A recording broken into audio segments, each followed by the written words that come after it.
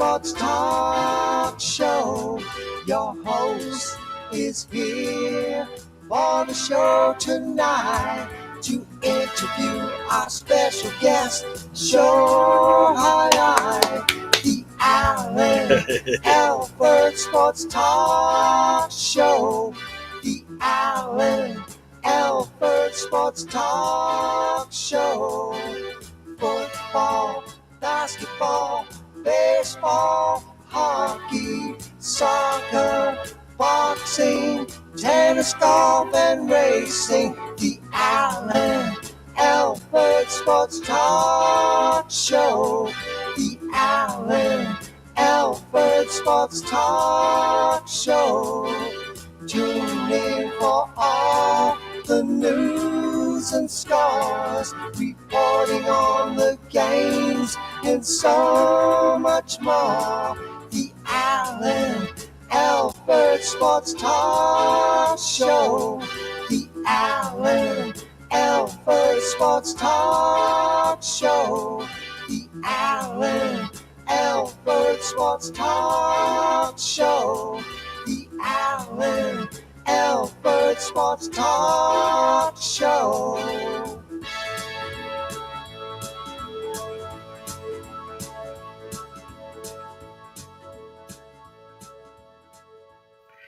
Welcome, everybody, to another great episode of the Alford Sports Talk Show.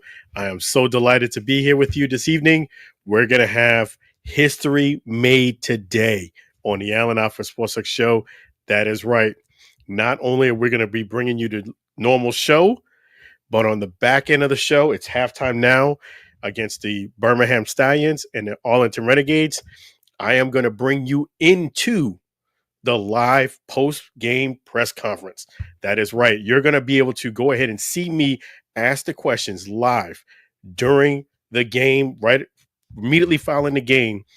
You're going to get a chance to see the question I'm going to ask and see what they're going to answer. You're going to see the player's reaction, the coach's reaction.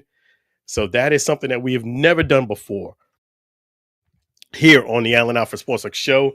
Just an opportunity that came about. Want to thank the UFL, want to thank the Arlington Renegades, and also want to thank the Birmingham Stallions, because you are going to hear from both teams, not just the Stallions, not just the Arlington Renegades, both teams, player reactions.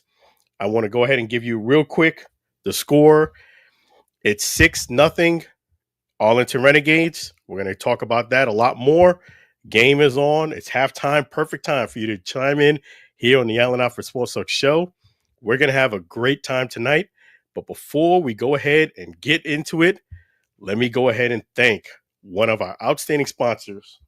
Let me go ahead and thank Chef G's Florida Barbecue Sauce. So delicious and addicting, you may need a support group. Definitely don't forget to go ahead and see Chef G's Florida Barbecue Sauce right there. There you go. And the cool thing about Chef G's is that his sauce is delicious. There you go. You have bourbon mixed with Dunamis bourbon. That is correct. And it's also, you have the Florida Gold and you have the Classic. Right now, there is a sale that he is going. You should take advantage of that. I did post it up here on social media just in case you missed it. But the great thing about it is he is running a sale. You got to take advantage of that. Make sure you go ahead and visit him right there at 301 South 22nd Street, Tampa, Florida. That's right. If you can't come down to Tampa, Florida, it's okay, because we have another option here. You can go ahead and visit him right there at 301 South 22nd Street, Tampa, Florida. If you can't come down to Tampa, it's okay. Visit him at flbbqsauce.com, flbbqsauce.com. The great thing about it is right now he has a 20% sale. So hit in code GRILL20, GRILL20, and you will be able to take advantage of the 20% sale. Let me put that code on there real quick, GRILL20, and you can go ahead and take advantage of 20% off for the variety pack. Let me make sure I get that correct. 20% off on the variety pack right there at flbbqsauce.com. And the great thing is all the music you're going to hear tonight is by Sam Scola Songs.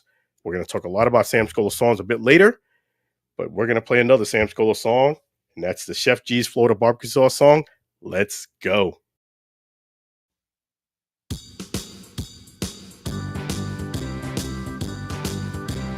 Comes in four varieties: Chef G's Florida barbecue sauce, a natural flavor. Chef G's Florida barbecue sauce, Florida Gold Honey Mustard on burgers and ribs. Tasty fusion on pork and sausage.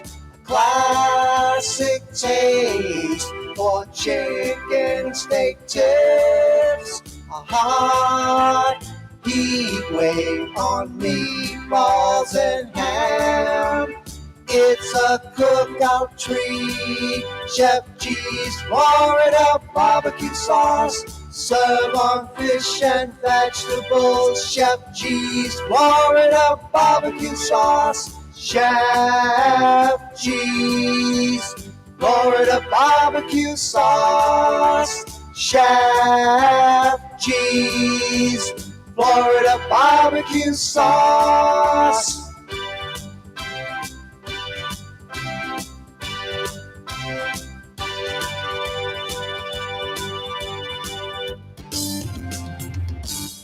Chef G's Florida Barbecue Sauce. So delicious and addicting, you may need a support group. Make sure you don't forget to take advantage of that great sale, that delicious sauce, none other than from a military vet himself, Chef G's Florida Barbecue Sauce. So delicious and addicting, you may need a support group. Make sure you go ahead and hit in that code, GRILL20, GRILL20, and get yourself 20% off. After you do that, please let us know how the sauce was. We would love to hear from you. Thank you so much, Chef G's Florida Barbecue Sauce, for being one of our outstanding sponsors here on the Allen Alford Sports Talk Show. Don't forget Grill 20. Thank you so much. So, yes, it is. The halftime is winding down. We're going to give you unprecedented coverage of the UFL game. It's going to be the Birmingham Stallions, and go ahead and bring in the Arlington Renegades. A close contested game. I already have a few questions in my mind to ask, but yeah, it is going to be great that we're going to join the presser immediately following the game. So please stick around here on the Allen Alford Sports Talk Show. I've never done this before where we've done it live and the show, but you know what? It was a thought that came to my mind. Hey, you know what? Why end the show early and then go into the press conference and then let you guys know what it's all about? I was like, you know what? Why not just go ahead and continue on with the show? By the time the game will be over, we'll be, towards the second half of the show. Let me just continue this ride on. Just ride on into the press conference. That's what we're going to do. So you guys get a chance to see the press conference and hear it live here on the Allen Alford Sports Talk Show. That's going to be fantastic. That will be coming up immediately following the game. And yeah, it's been so far, if you're joining us now, it has been a close game. What I will tell you so far in the first half, what I've observed is the Stallions are not playing like they usually should be playing, not taking anything away from the Renegades. Renegades are doing everything. It's like a role reversal. The Renegades are doing everything they're supposed to be doing.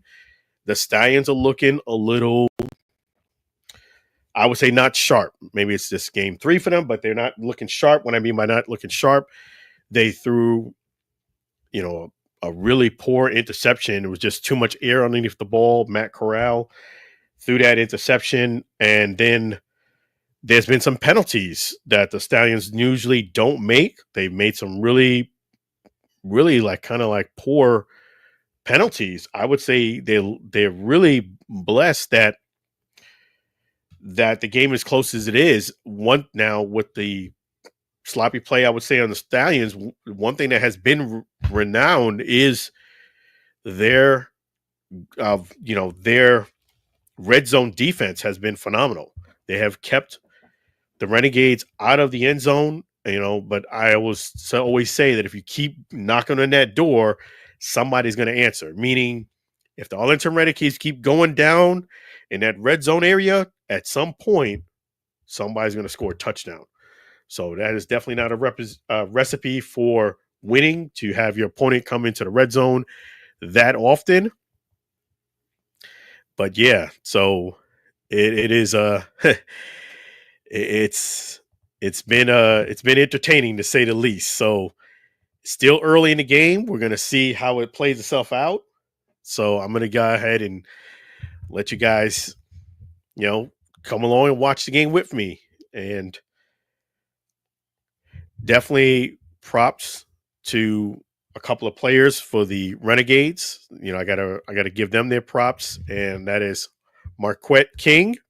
Definitely props to him for being the player of the week for the Renegades. He got the game ball. It was really awesome.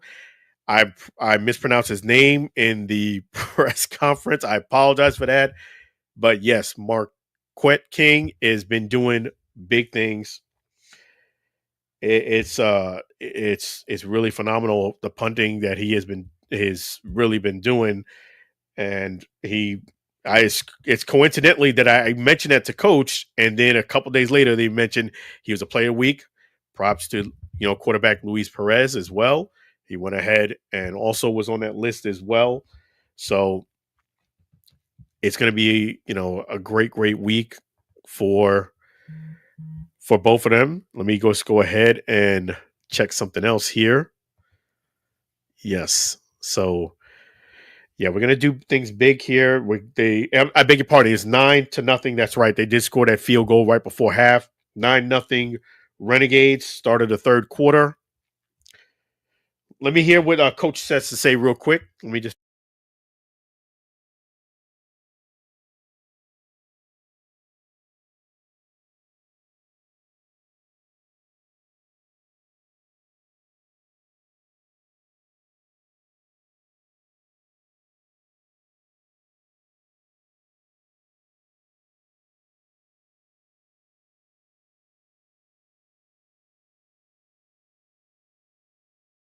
Yeah, I just had to hear what Coach had to say right before halftime. They just kicked the ball off, and basically what he said is, what I was telling you guys about. Offense has to be a bit sharper, not put that ball with so much air, especially when you got a safety back there. And he mentioned the miscues that they've had, as well as the fact that, but he did mention their red zone defense. Their red zone defense has been stellar, and that's really what's keeping them in the ball games. 9-0, and it really could be this. If the Renegades were to get at least two scores down there, the game could be 21-0 or 24-0. But it wasn't B. Let's see. That was another kind of risky type pass. Yeah, Matt Corral has not been on his A game today. I know it's incomplete pass, but yeah. So 9-0, 9-0, Arlington Renegades. Yes, and we're going to give you some post game press conference here at the end of the game. The third quarter just started, so I was estimating, say 10:30ish on 11. It does seem like it's going to probably be later than that, just because of the flow of the game. The Birmingham Stallions have not really been clicking offensively, so it's been kind of like one of those games that, because of the incompletions, because of the ebb and flow of the game, it just started in the third quarter. 14, about 14 minutes ago. Let's see what's happened in this play. Completion. And the Stallions did have the ball to come in for halftime, for those who haven't been watching the game. But yeah, it's gonna be it's gonna be a tight game. It's gonna be a tight game. You're gonna see that it's gonna take a few plays either here or there that's gonna make the difference. And if you guys have a question that you would like me to go ahead and ask, please let me know. And if it is a good question, hey, we'll get it asked. No problem at all. and I'll make sure you get the credit for it as well. So let's take a look at it. And yes, so the clock is now moving a little quicker now because the Stallions got a little bit of offense going, not anything spectacular, but they have completed a couple of passes and they ran the ball a couple of times. So this makes the time clock down a bit when you are getting some offensive rhythm. Not something that the Stallions have been doing much of this game. Just say that another incomplete pass. So it's going to be interesting to see. But definitely, I would say in the first half, the Renegades have been the better of the two teams. They've played cleaner. Their defense has been very, very good. They have been the team that has been outplaying the Stallions for sure. So let's take a look here. 3rd and 4, drop back pass. They do convert. Stallions convert, first down. So they're at the 36-yard line, the Birmingham Stallions. And it's 3rd down. It's 12 minutes left in the game. 3rd quarter, 12 minutes in the quarter left of third quarter. So let's see. Yes, so I'm going to go ahead and give you guys some of that action there. Let's see what they do.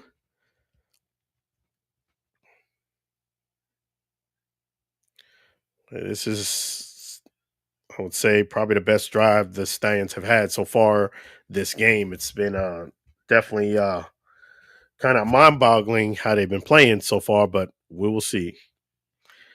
So let me see here. Yeah. So if you got a great question to ask, we have a written injury timeout. Please let me know in the comments. And if it's a good question, I will go ahead and make it happen. So what we'll do is got an injury timeout here. So listen, check this out. If you want to go to Birmingham, if you want to go anywhere, there's an opportunity that you have here on the Allen Alford Sports Talk Show. Nice thing is, if you want to go foreign, international, domestic, no problem. Group and, the whole office needs to go someplace. If you want a destination wedding and beyond, guess what? Pushpin Adventures can help you. That's right. Foreign and domestic.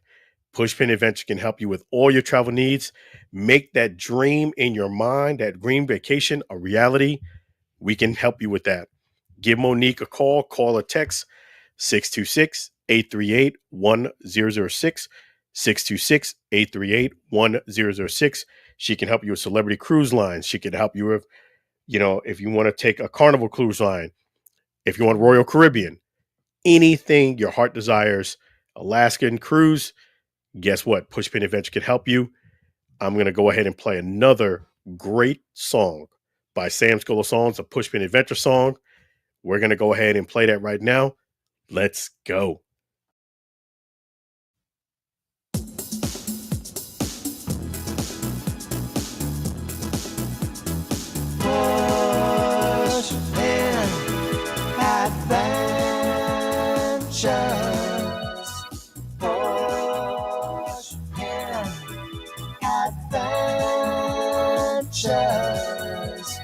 Book a trip with Pushpin Adventures. Travel on a cruise with Pushpin Adventures. Take a vacation with Pushpin Adventures. Tour around the world with Pushpin Adventures. Pushpin Adventures. Pushpin Adventures. Make a reservation with Pushpin adventures, the best value deal with Pushpin Adventures. Plan a getaway with Pushpin Adventures. Escaping today with Pushpin Adventures. Pushpin Adventures. Pushpin Adventures. Pushpin Adventures.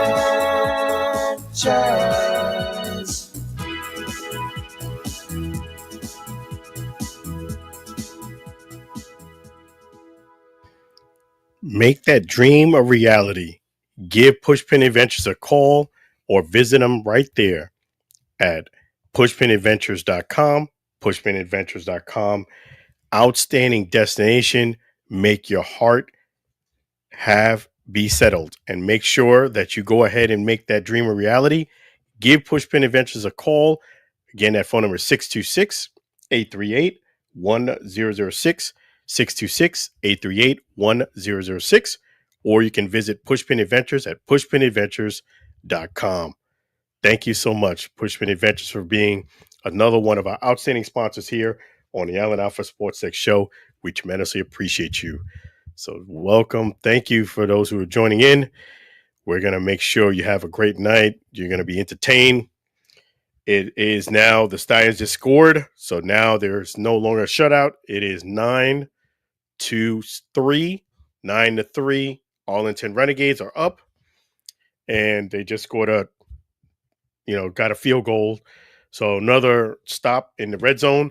Interesting thing about this game so far, there's been 4 scores and no one has scored a touchdown. I don't believe that's going to be the case for the entire remainder of this game. I do feel somebody's going to score a touchdown. My money is on it. I'm going to say the Arlington Renegades is going to score first just because they've been knocking on the door. And I just feel like, hey, you can have a great defense, but if you keep letting the other opponent in the red zone, eventually something's going to give. They're going to figure it out, and they're going to score a touchdown. So right now, my view of the game is the Arlington Renegades have been outplaying the Stallions in the regard that they have made less mistakes. They have executed better. They have also been a situation where they've gotten a turnover battle won as well. So we will see how it plays itself out. Still a lot of football left, but the Stallions are on the board now. So I'm going to give you guys information on that as things go on, as we are doing this press conference live right here on the Allen Alford Sports Talk Show. I'm going to go in to the presser. You're going to get a chance to see and hear it. It's going to be real cool. It's going to be real cool. Never done before on the Allen Alford Sports Talk Show that I've doing a live stream and bringing you the post press conference immediately following this game. So whoever you're a fan of, you are going to hear from both teams. I'm going to let you see how it is being Allen Alford for a day. Yeah, that's right. So I'm looking over here. You have Matt Corral. He's looking at the iPad here. Yep. So it's 10 minutes, a little over 10 minutes to go to kicking off. The Stallions back to the Renegades, 9-3, 9-3, Arlington. And pretty decent run back, about down to the 34. So, yeah. So, Joseph Powell has been, props to him on the defense, has been made a couple of nice plays. He made a really nice tackle. And, of course, he got that interception. So, great job for JP. Joe Powell. Yep. Yes, that's right. I almost forgot. The Stallions had 2 turnovers. They had a fumble by Sternberger, who was going to score a touchdown. And it was a great strip of the ball right before he got into the end zone. So let me just put down here. Okay, so gotta make sure I have these things well documented because you want to ask some competent questions when you get into the presser. You want to be engaged, and I definitely try to stay away from negative type questions. And definitely negative tone on the questions as well. So we will definitely see how the game goes, and it's Arlington driving now. It's a run play, and he's got some good runs. He got a good run. It's about 25 yards, 25-yard run. Let's see who was the running back.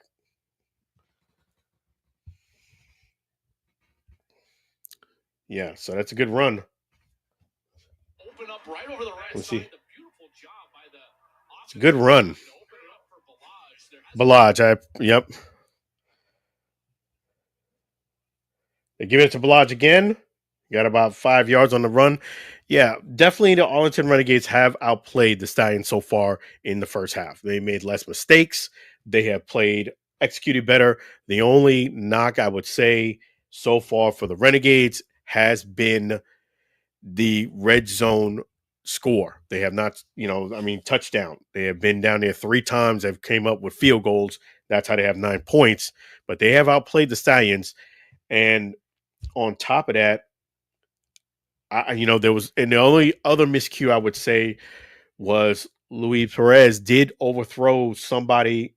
Oh wow, offsides. It looks like offsides by the Stallions, but he did overthrow someone in the corner. I felt he had the guy open. If it was a little bit better pass, I think he had a chance. It's false start by the Arlington Renegades, but they have done a lot better as far as the offensive line. As far as pre-snap penalties, they've done better. I'm talking about the Arlington Renegades. This is a false start. This is about the only penalty they haven't had too many penalties this game. So the sharper of the two teams has been the Renegades, but we will see. They're right at past the mid 50-yard line. Pass complete, about a 7-yard pass, and it's now third down to Canella. So this will be a third down attempt. Yes. So let me just go ahead and after this play, just do something real quick. And you got the shirtless guys in the end zone for the Stallions. That's cool.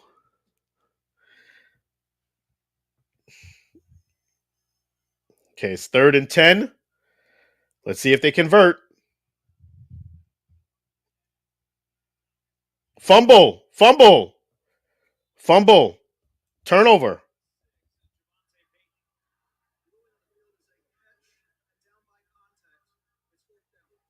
Catch down by contact. Okay.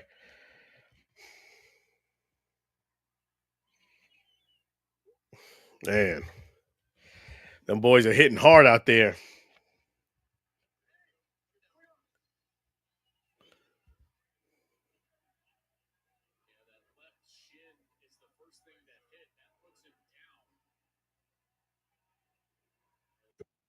Yep. So, all right.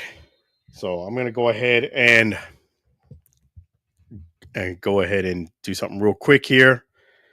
Let me just, okay, and I'll give you some more of the game. But before I do that, it's 4th and 2nd. First timeout by Arlington. Arlington taking the timeout. I'll get you guys back in the game in just a couple moments. But hey, nice thing is this. This is going to be really, really cool for you guys. And it's outstanding. In fact, if you want to go ahead and purchase a home in Birmingham or Texas, you want to go ahead and make sure you buy a home any state, guess what? CTC ME Mortgage can help you. That's right. CTC ME Mortgage can help you. Call or text Kurt McCrae right there at 346-527-6000. 7564. Again, it's 346 527 7564. If you need to refinance your home, you need to go ahead and use home equity. Guess what? Kurt McCrae can help you. You can also visit CTCME Mortgage at ctcmemortgage.com. So without further ado, I'm going to play another Sam Scola song. It's a CTCME Mortgage song. Let's go.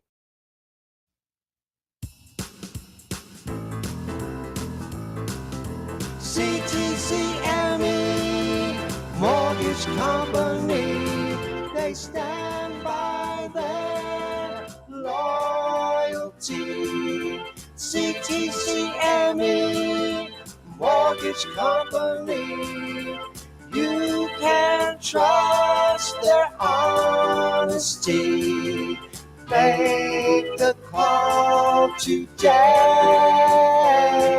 There's no extra fees to pay.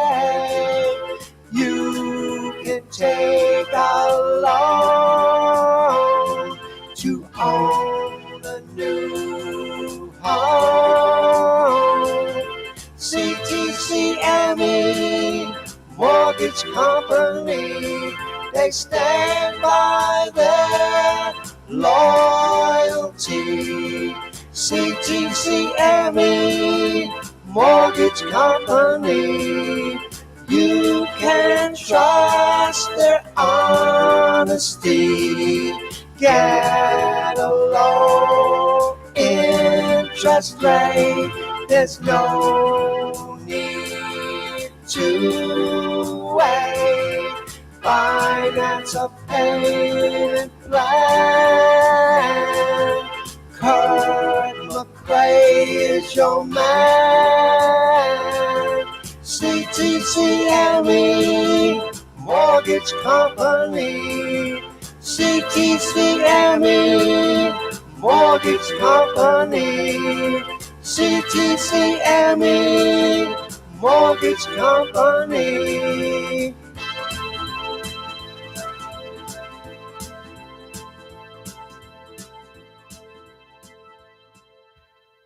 CTCME Mortgage Company. That's right. Go ahead and call or text Kurt McCrae today, 346 527 7564. Again, that's 346 527 7564. Let them know at CTCME Mortgage you heard about them exclusively here on the Allen Alford Sports Talk Show. Really appreciate Kurt McCrae and CTCME Mortgage being another one of our outstanding sponsors. Give them a call today. Call or visit ctcmemortgage.com. Thank you so very much, CTCME Mortgage. Really appreciate you here on the Allen Alford Sports Talk Show. So without further ado, we're going to bring in our main man right here, the man of the hour. How you doing, Lou? Thanks, Al. Oh, you're welcome. Thank you. How you been? All right. Yes, I appreciate you joining.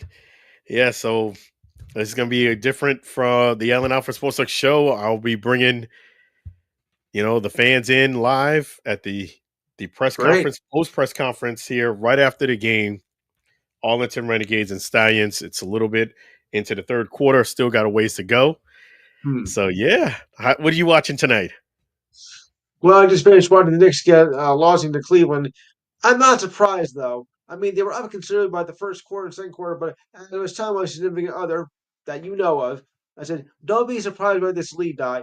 I mean, yeah, they're up considerably over Cleveland, but then again, this is the Cavaliers, and I know what they're capable of doing, no matter how far behind they're down. And actually, my instincts were unfortunately right. Yeah, your I said, instincts don't be are fooled, right. because I wasn't. Okay, they're up 15 right now. Hey, it's only the second. Look, if Duke can blow a 10-point lead with 5 minutes to go, anybody can blow a lead. Oh, boy. Yeah, you're right. Anybody can blow a lead, and you're exactly right about that. See, the problem is that, you got too complacent, and that's what happens. That's a great point, Lou. In life, people sometimes can get complacent, especially when you're up.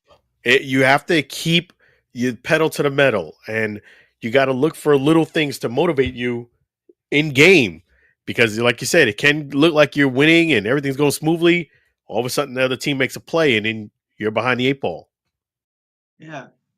Or to put the old-fashioned way, capital CHOKE, choke. Yeah, you're right about that. For you folks. Yeah. We got to give props to the hockey world too. Make Yes. sure. Yes. 1 second here. Yes. Yes. Yes. So definitely props to Alex Ovechkin for breaking that record. 895. Yeah, that's that's 895. that's an outstanding record. I really didn't think anybody had a shot to do it. So what are your thoughts on that? Well, at the beginning of the season, when he got hurt, I'm like, okay, he got hurt. He's got about 36 or 37 more to go. I don't think he's going to make it this season. Considering he's out for 16 games, he's going to need to put a lot of it on him. But as it got February and March, he was really starting to zero in, and then along came April, and he's like close, like down to like 7-6. I mean, they were really counting down. I was following it goal by goal every game. I've been watching on my set over here the Capitals games, and he's like, hey, this can happen. This can happen for the end of the year. I was right. And last Sunday he broke the record, and I was actually watching it on the TNT broadcast. And like he got it.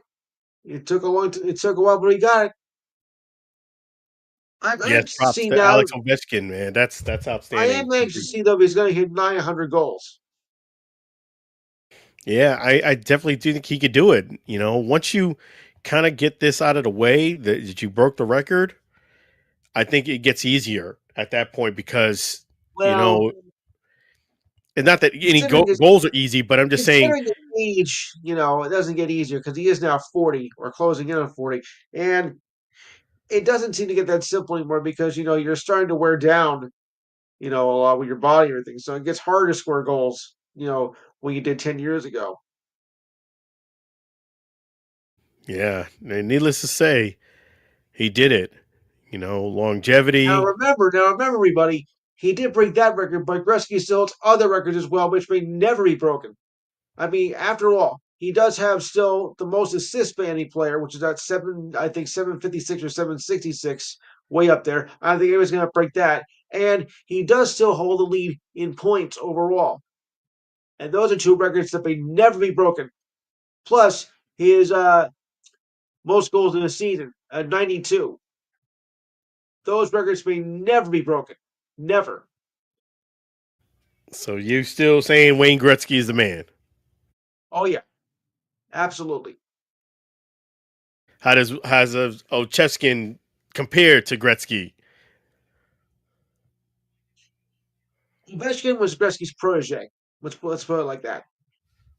Okay, He was molded into his image. but Gretzky's still the man. Gretzky's still the man.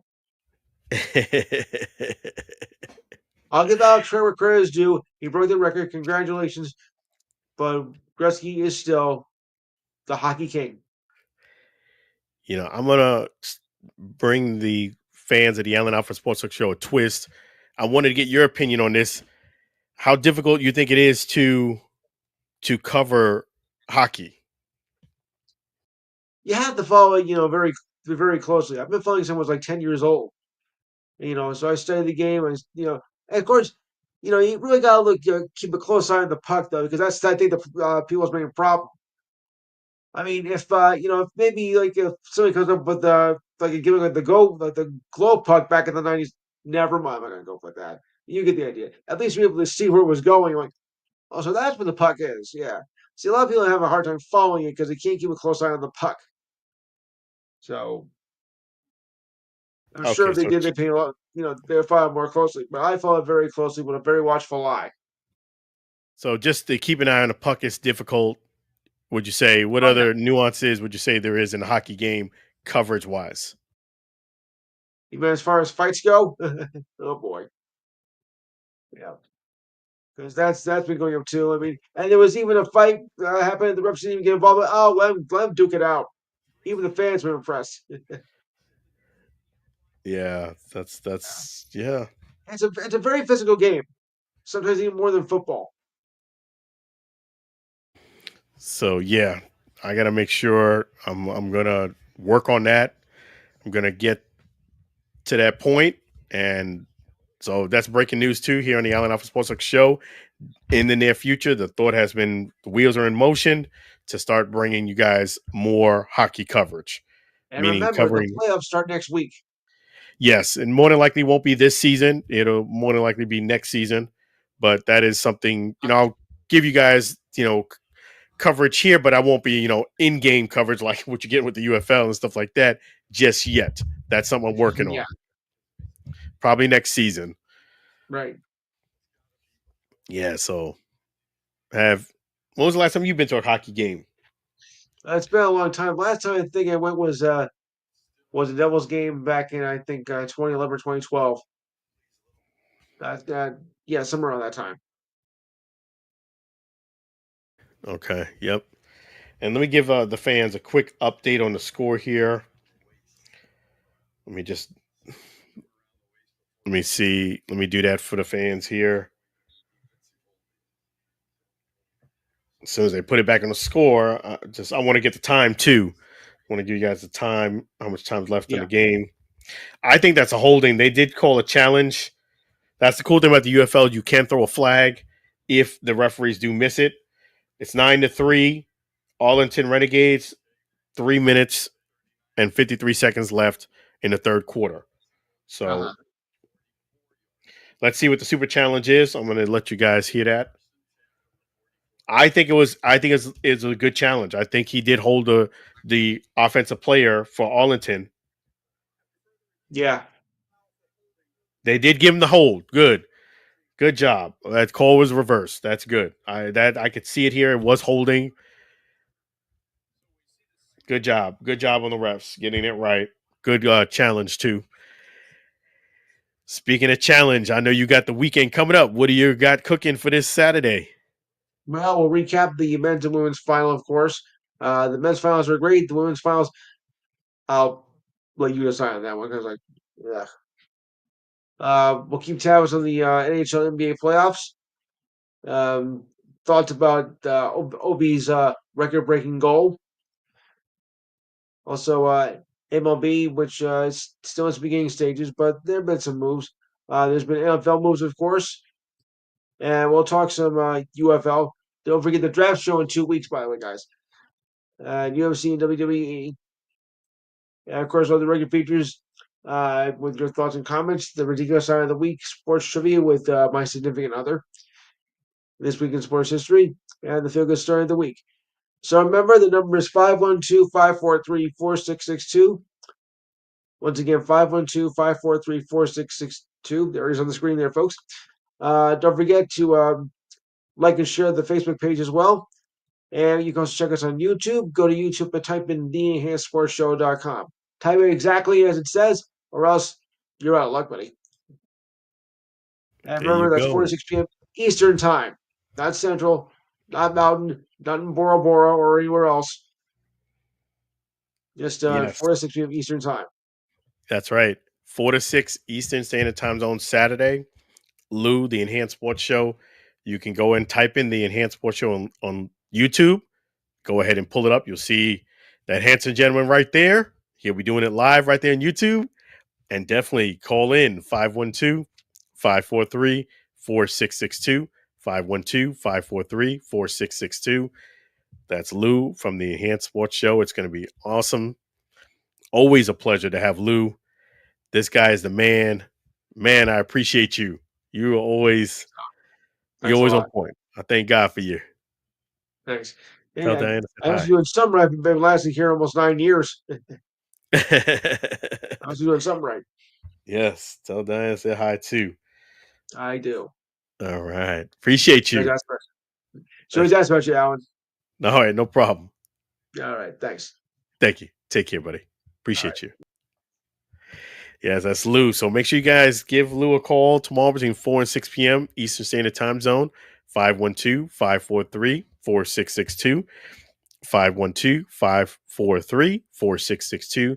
The Enhanced Sports Show and that's Lou. So let me give you guys up to date on the score.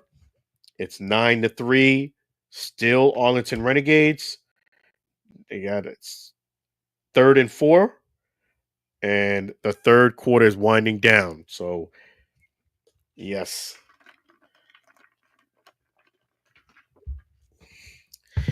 Nobody has scored a touchdown yet. But I do think if a team is going to score a touchdown, as I said earlier, I think it's going to be Arlington Renegades. They have been driving. They've been more consistent on the offensive end. And I think that was a false start. And they got the first down, and they're driving.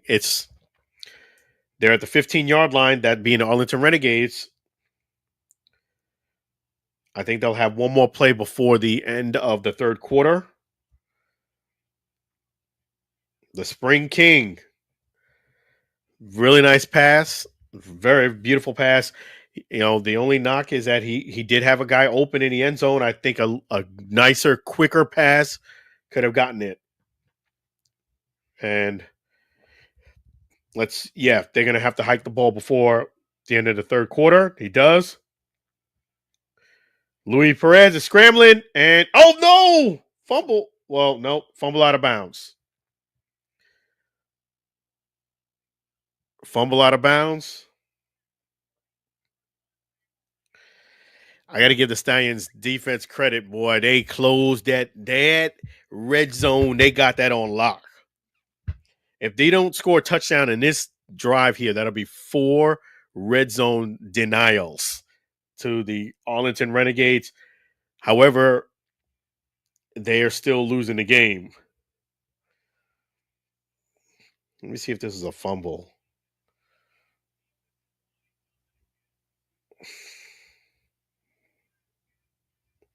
End of the third quarter. 9-3. 9-3. Birmingham Stallions. So we will see. I'll keep you guys updated on that. And let me just take a look here. Yeah, this is awesome, man. Yep. Gonna give you guys some cool coverage. Okay, let me just switch gears in the meantime and go ahead and talk a little bit on Major League Baseball. A lot has been made about the Torpedo Bats. Those things look definitely very, very potent. I mean, it just goes to show you that you could take an idea that's been around for decades. They've been designing the same bat for a long period of time, and somebody could come out with a great idea. I think that Torpedo Bat is genius. I really do. I think it's just, I love the way it looks, I haven't felt one in my hands, but man, that bat looks, I'd love to have one in my hand and just swing it and see. You know, not all players have been using it, but I would have to say there was a YouTuber online who he hit a ball, you know, it was up in the zone, and he hit that ball 444 feet to be exact. He smoked it to dead center too, which is a bomb when you think about hitting a ball 444 feet to dead center. And he's not a, pro, and you could tell he can hit really good, but he's not a pro. I just have to say, if you're a pitcher, man, you don't want to be anywhere near that sweet spot, because that sound and the way the ball just exploded off the bat. I'm surprised Major League Baseball let it go. I'll just say it like that. I know they want offense, but man, that bat's got some potent, some blast in it.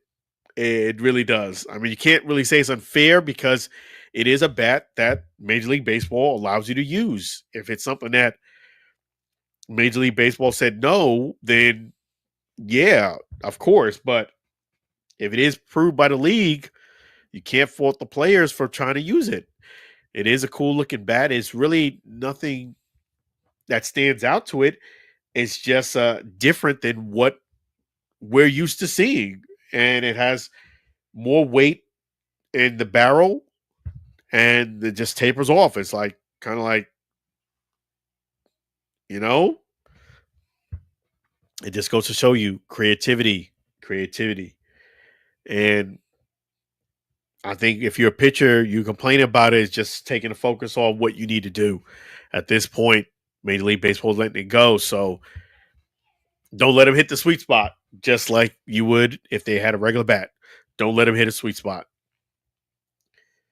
Yeah. 3 red zone trips, no scores.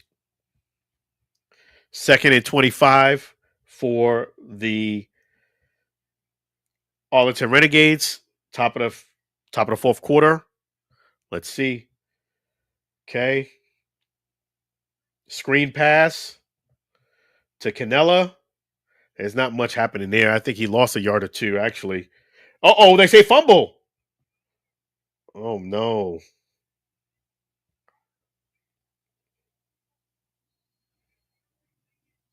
They're saying fumble. Hold on one second, folks. Let me see. Let me hear what they're saying.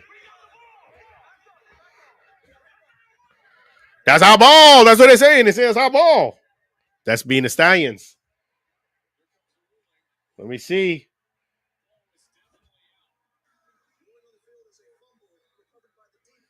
Yeah, that's a fumble. That is definitely a fumble.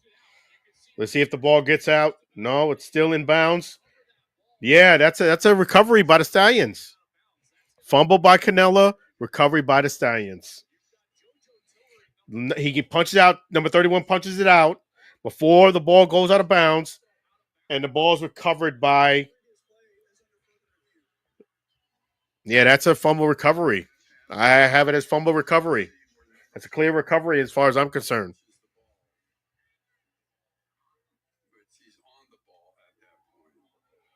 That's a clear recovery to me. I think that's a fumble. He knocks it out. Number 31 for the Stallions. Tizino knocks it out.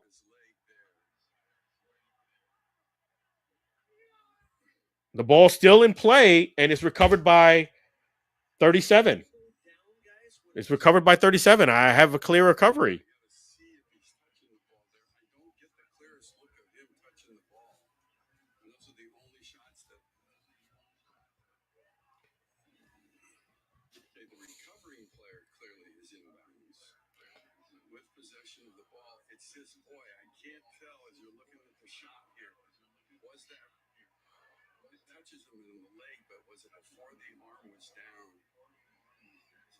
I don't see how you can overturn this. I think it's a fumble recovery for the Stallions.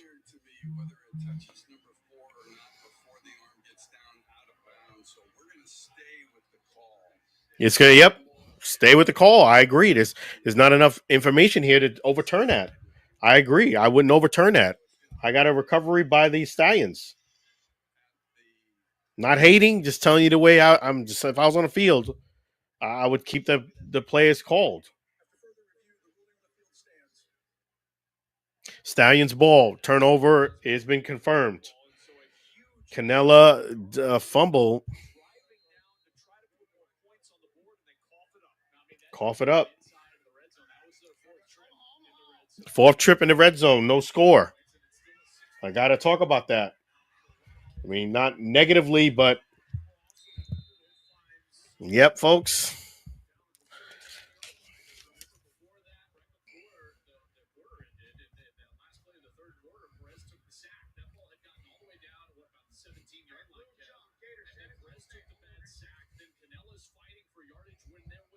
Yeah.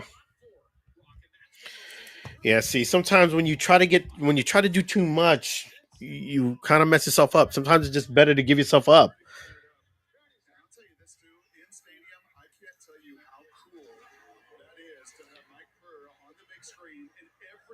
Yeah. Matt Corral. 9-3 Birmingham Stallions. The Stallions are driving. Still plenty of time left in this game for both teams. They're at the 49-yard line, almost at the halfway point. 13 minutes left in the game. It's been a one of those type of games where It's been a gritty type of game. You don't really know what's going on. But let's see. 2nd and 7. It's a good tackle there. Got about a yard. So it's going to be 3rd and 6.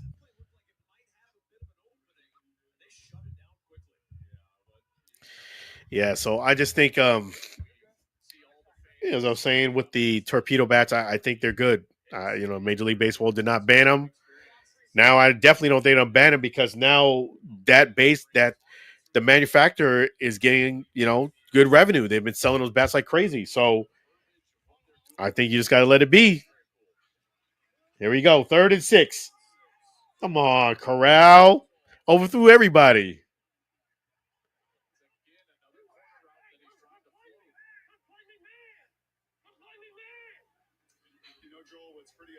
Yeah, Corral, just being real. He hasn't been on his game. He just overthrew the guy. It wasn't even attempt by the receiver. Not even attempt by the receiver.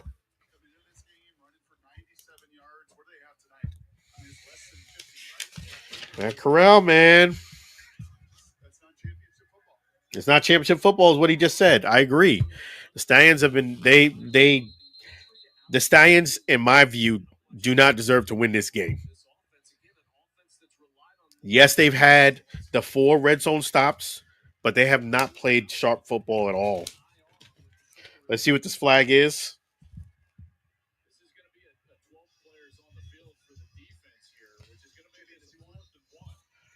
Fourth and 1. The Arlington Renegades may have messed up. I would go for it if I was the Stallions.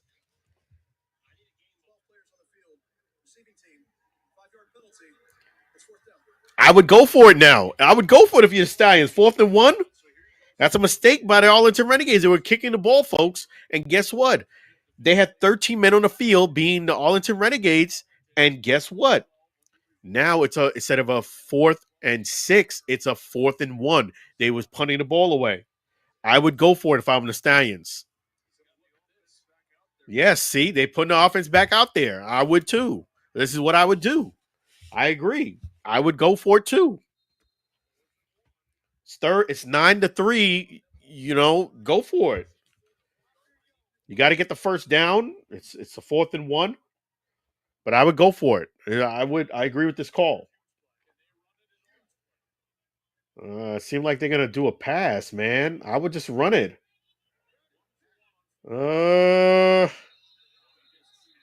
Let's see a pre-snap penalty. Let's see what it is. It's probably a false start.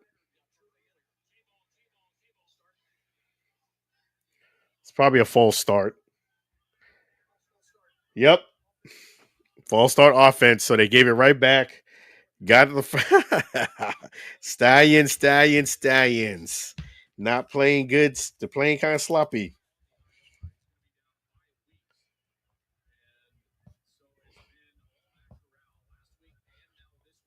Yeah. Yeah, right back. It's not been championship football here. I agree with the Stallions.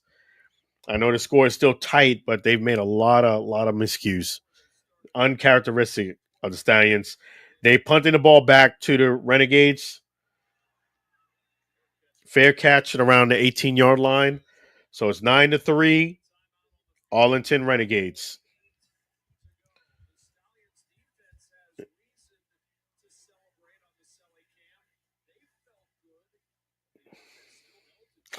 Yeah, this is the type of thing that unfortunately, it's one of those things where it's kind of tough on the league because I know people like to see offense, and it's been a little bare on the touchdowns and stuff. The defense has been very good, but yeah. So it's a commercial break here. Let me just do something real quick here.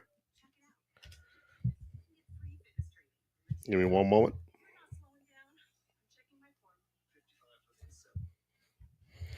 Yeah, so I'm going to keep giving you guys some coverage on this and see what it does. I was thinking that I was going to be in a press conference getting close to it now, but this game has been kind of like, not been good offensive flow on both sides. So it's been dragging a little bit. So let me just take a look here. And yes, I'm going to give you guys that exclusive. I'm going to give you exclusive access here. That's the cool thing about it. Let me just take a look here.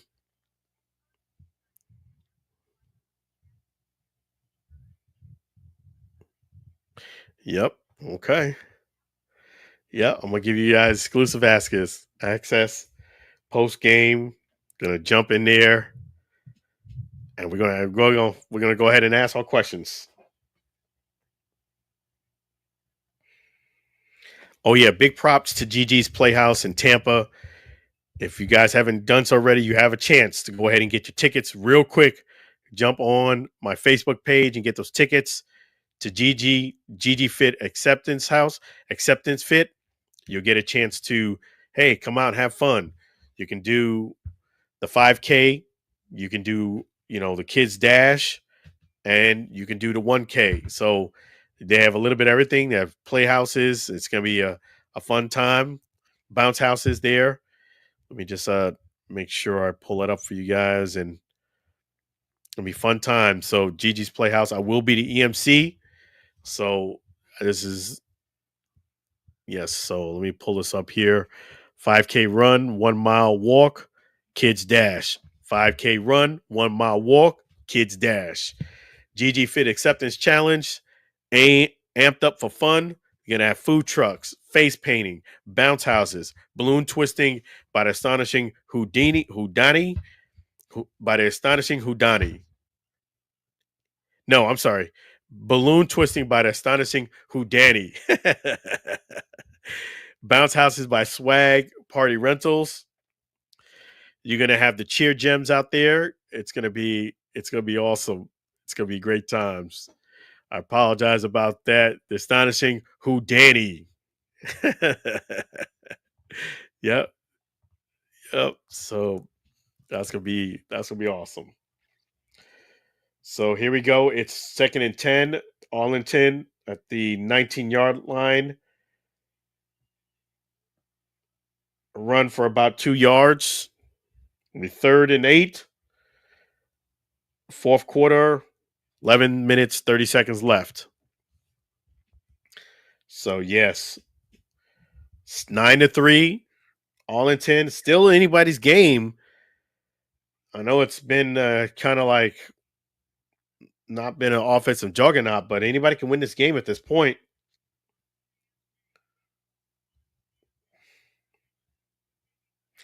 Let's take a look here.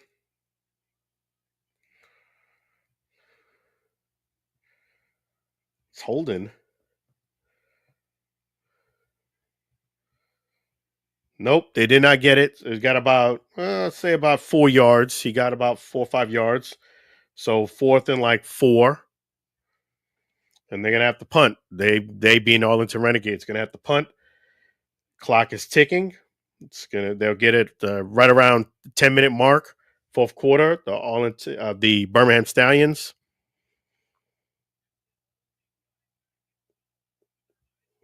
It was definitely a great attempt. Try to spin on out of there, make something out of nothing. But no, it's yeah.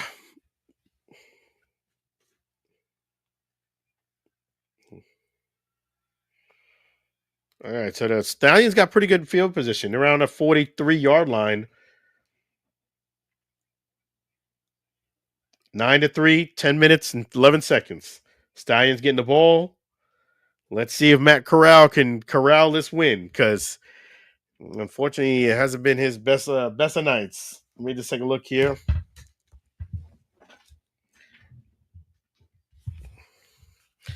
Let me just take a look here.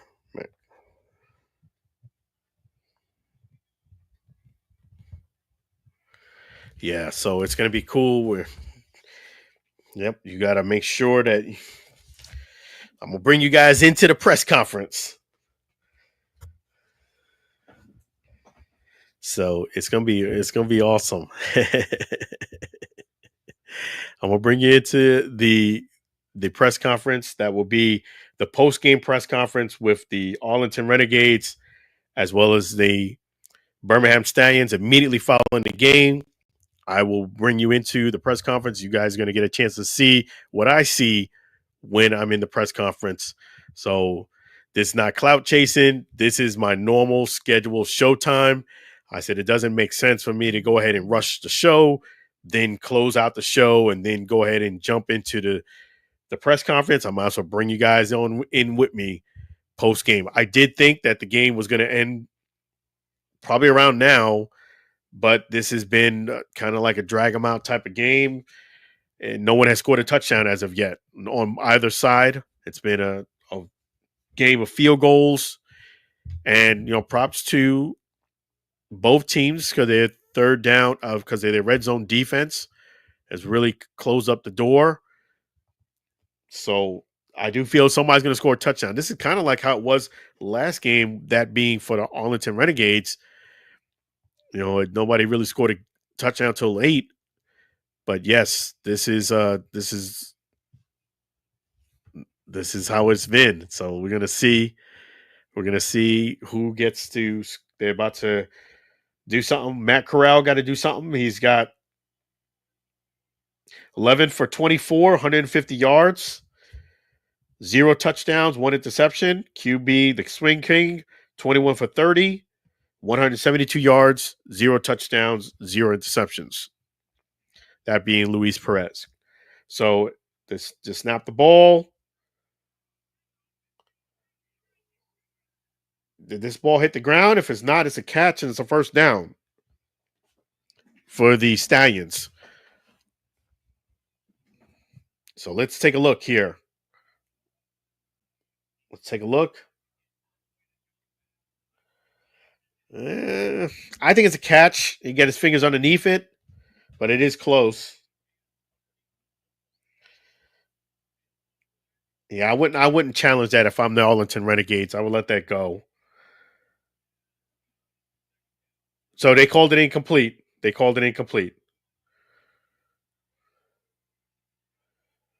Okay. You got about an 8-yard play for the Stallions. Going to be third and second. 9 minutes left in the game. So let's take a look here.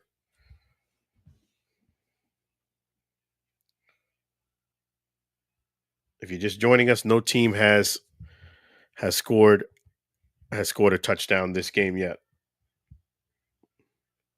3rd and 1. 3rd and 1 for the Stallions. They're right at midfield.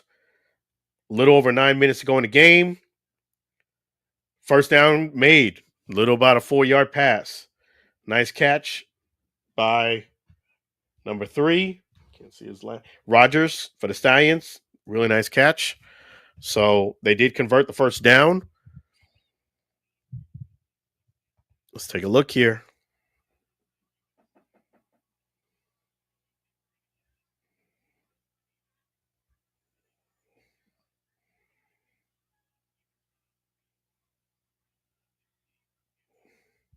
Yeah, that's a catch. So let's take a look.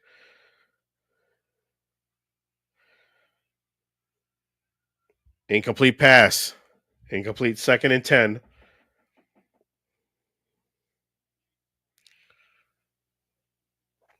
Yeah, I get nervous when I'm not gonna lie to you. I get nervous when Corral is throwing the ball. I just feel like every time he throws the ball, it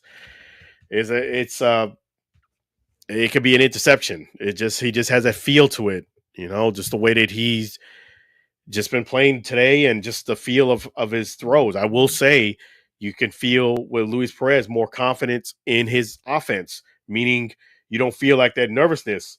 He's throwing the ball right over the middle of the field and some highly contested throws, and he does put a lot of air on his ball. So that's what I say that. He did throw a long pass in the middle of the field to Jordan Thomas. So they are driving.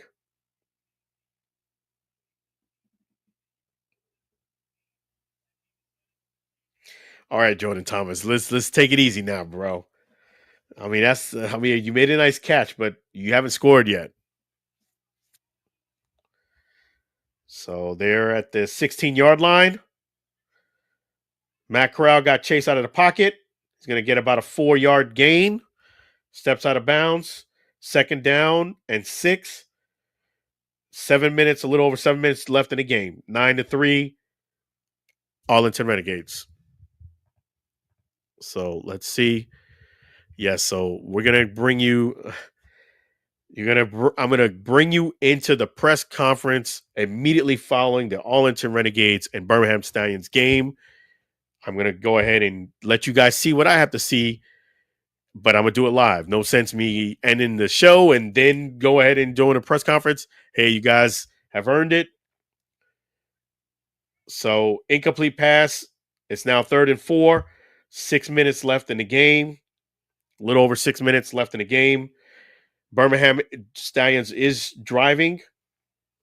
3rd and 4, and they're on about the 16-yard line. So let's let's see how it goes here. Let me just take a look.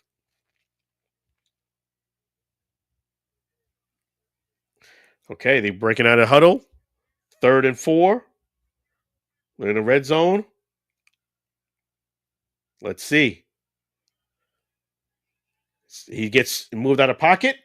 Bad pass. He led him too far to the left. Incomplete. Matt Corral, he just hasn't been on his game today. He's not been sharp.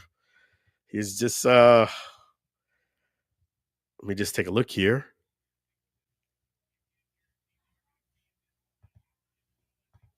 Yeah. 4th and 4.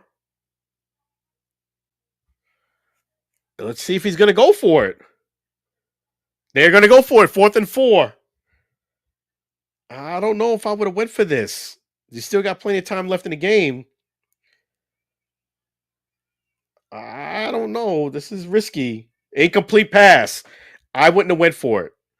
And now you're seeing the receivers getting frustrated at Corral. I'm telling you, they're not feeling Corral, meaning the Stallions players. You can see the frustration now being kind of like thrown at. He missed him. He just completely missed him. Jordan Thomas was hot. He's hot. I don't know if I would have went for that play. I just think that it's a little over 5 minutes left in the game. Your defense has been playing well. I probably would have kicked that field goal and brought it to a 3-point game. A 4th and 4 is kind of tough to get in the red zone. And not only that, your team has not been moving the ball that good. I don't know if I would have, with all due respect, I don't know if I would have went that route. I just think that you got to look at the flow of the game. And I just think I would have taken the 3 points or would have brought it to 9-6 and then let my defense do his thing, go down there and give it another try. Now it's turnover and downs. You're down 9-3 and you're giving the Arlington Renegades the ball. I don't know if I would have done that. I would have probably kicked the field goal. And I'm not saying that because it's hindsight being 2020. I'm saying this live during the game. I don't know if I'd have went for that. I was telling you that Matt Corral has not been on his game tonight. And not only that, 4th and 4 is difficult to make. 4th and 4 is not easy to make. So I'm going to go ahead and the conclusion of this game, you are going to get the press conference post game. I've never done this before, but it pleases me to be the first to try it. I'm going to go ahead and give you. This is awesome. Let's hope that technology works with me today. But yes, you are going to be brought into the post-game press conference immediately following this game. You got about a little over 5 minutes left. And the way I'm looking at it, because they went on this 4th and 4, it's really right now the Arlington Renegades game to lose. You're up 9-3. You just have to, do a nice drive. And you got it. Let's see what Perez says.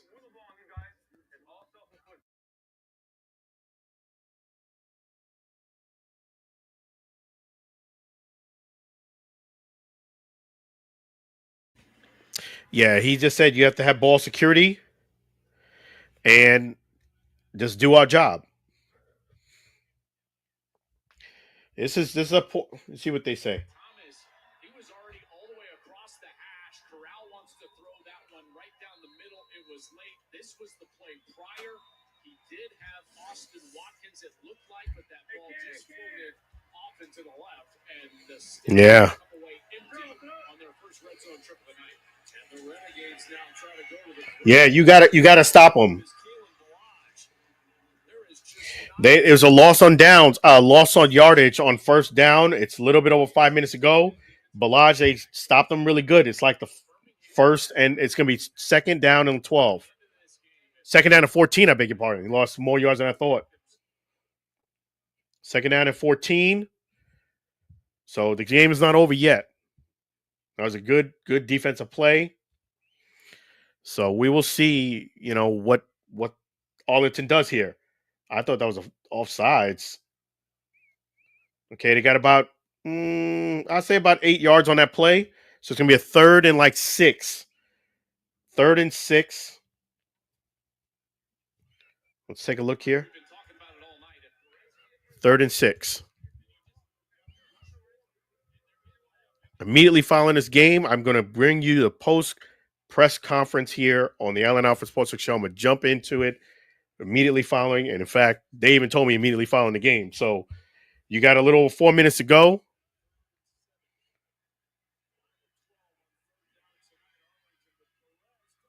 He gets the first down. He got the first down. I think he got that first down. That's Winstead. It's really, really great effort. I think he got the first down. It was close, but I would give him the first down. That's a good play by Perez. Yeah. Good play by Perez, man. The Spring King. And this is what you guys need to do. While we're waiting for this game to end, go ahead and get yourself a copy of this, The Spring King. I read this book. I reviewed it. You can see my review on Amazon. I read it cover to cover. I actually have 2 copies. I have the hardcover copy here. And let's see if you guys could beat this. I have the hardcover and I have the digital version. The reason why I have the digital version and the hardcover is because I want this version signed, which I already told Luis Perez I want it signed. And usually when I get a book autographed, typically, me personally, I prefer to have a hardcover edition autograph. It's a personal preference. Nothing wrong with the soft cover. But usually with me, I usually try to get the hardcover signed.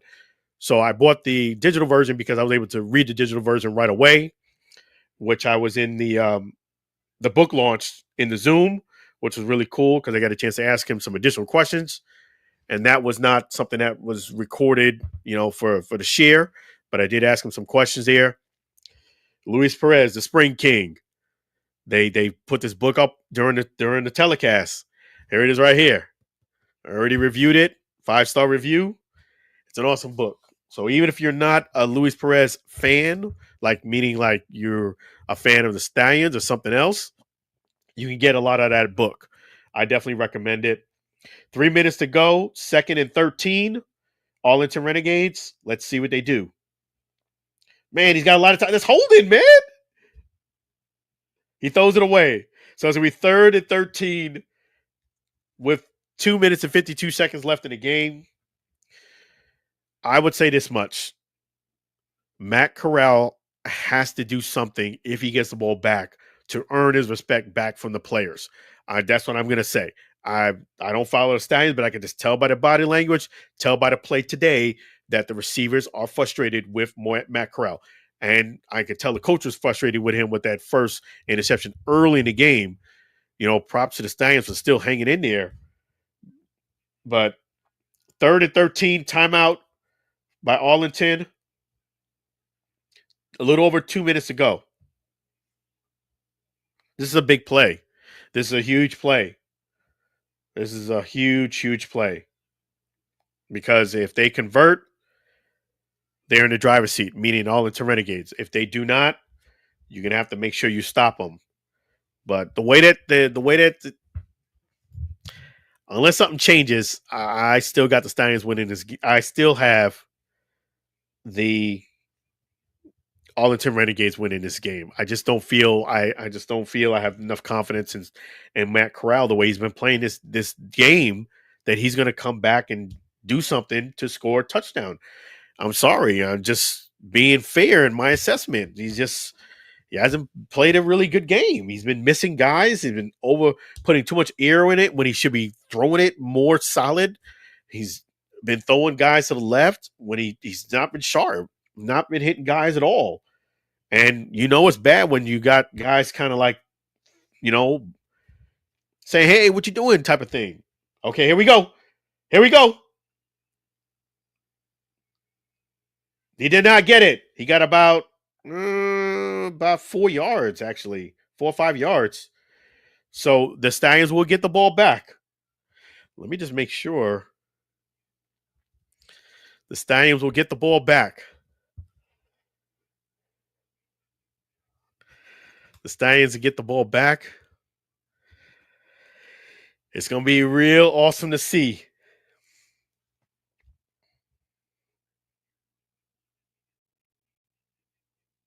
Let me just do something like this. And yeah, so we're going to see.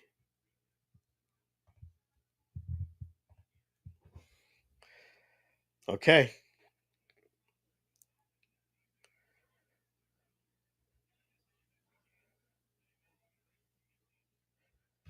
Okay.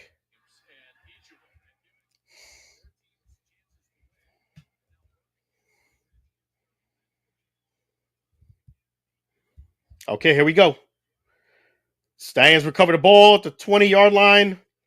Stop them around 28. So 2 minutes and 9 seconds left in the fourth quarter.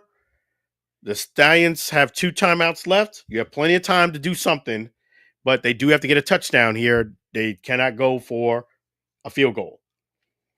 Yeah, they're showing right now the highlights of the game, and you just see here Matt Corral has just been all over the place. He hasn't been sharp. So I'm gonna put my prediction in here. I think the Renegades get a win. I think the Renegades get a win today. That's what I think. 3-0. That's my prediction. 2 minutes and 9 seconds left in the game. 9-3. Let's see what they do. The Stallions.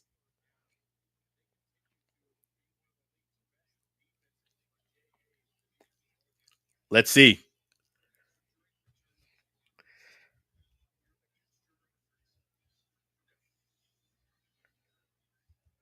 Let's see what they do. It's getting down to the nitty gritty.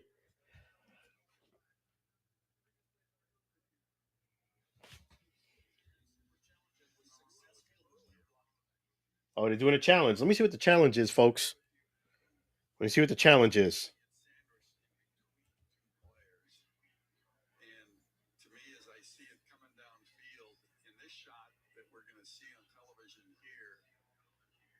See that the player on the left side is going to make contact to me on the side. He's got on the left hand. If you see another shot, Blocking the back, I think. So to me, this is more of a side block. Watch here. You can actually see that hand. I think that's more of a collision and not directly from the side, from the back. So I'm going to deny the challenge. Deny the challenge. Not call the block in the back. It was a side back. Side back.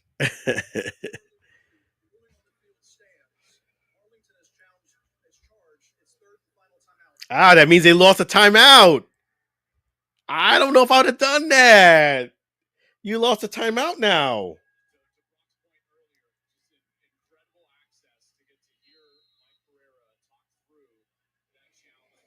Yeah. They don't have any timeouts now. They being the Arlington Renegades because of that challenge, that failed challenge. Yeah. Well, it's really just the Stallions anyway. They got to do something. Let me just take a look here. Got a comment. Do they have much time left again? No, they don't. They don't. It's the 2-minute warning. It's about the 2-minute warning.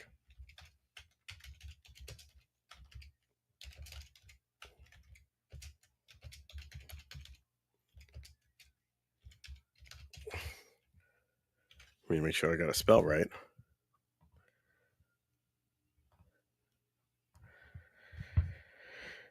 Let me just take a look here. Yeah, it's about at the 2-minute warning.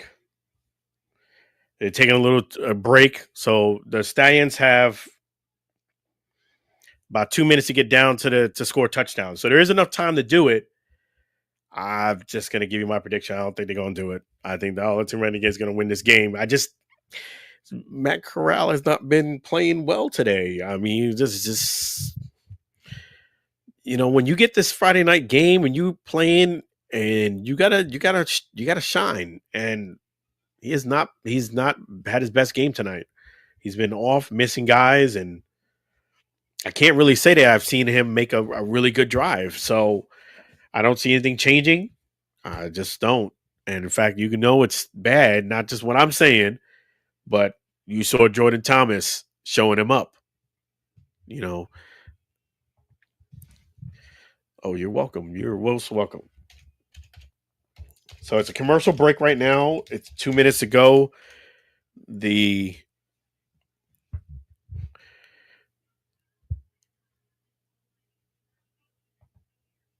Yes, so I agree. It's the Arlington Renegades have definitely been looking solid, not just today, but this whole season. They haven't been lighting up the scoreboard in most games. They did on the first game of the season. They've need to work on their, I would say, the red zone efficiency a little bit. I know that's tough, easier said than done, but that's what you're going to need to do to really separate yourself from the pack. I think this game could have really been a blowout had, let's say, Luis Perez got in there two times. I don't think this would even be close.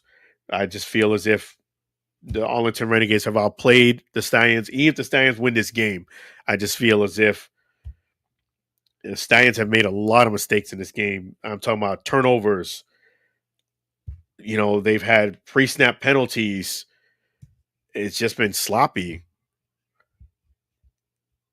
There was a bad personal foul that they gave as well to the Stallions. But they still have a chance to win the game. Let's see what happens. Let me take a look here. 2-minute warning. They're at the 34-yard line, the Stallions. So they got about 66 yards to go. Matt Corral throws it in a lot of traffic, and it's incomplete. Almost could have been picked right there. So I'm saying, man.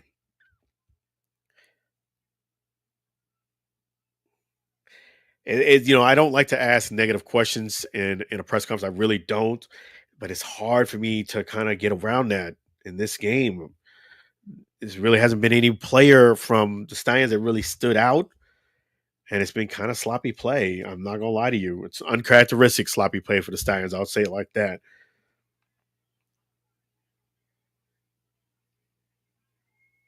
Incomplete again. 4th and 6. This is it. If you're the Stallions, you got to go for it because this is it. So this is going to come down to the game, folks. 4th and 6. Let's see what they do. This is really the game right here. Yes, I agree. 4th and 6. This is the game right here.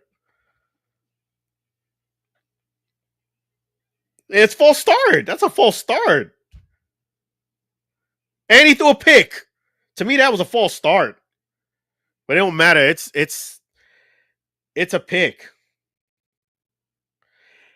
Yeah, like I said, folks. The Arlington Renegades is going to go ahead and leave with a win.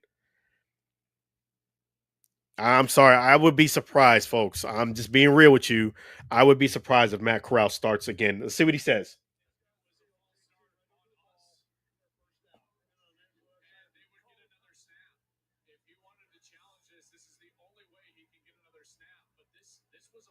This was a false start. I said that. Yep. If he challenged it, yeah, it's a false start. Big time.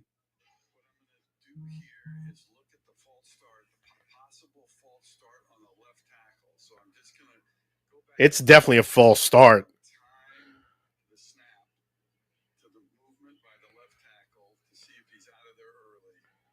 It's a false start.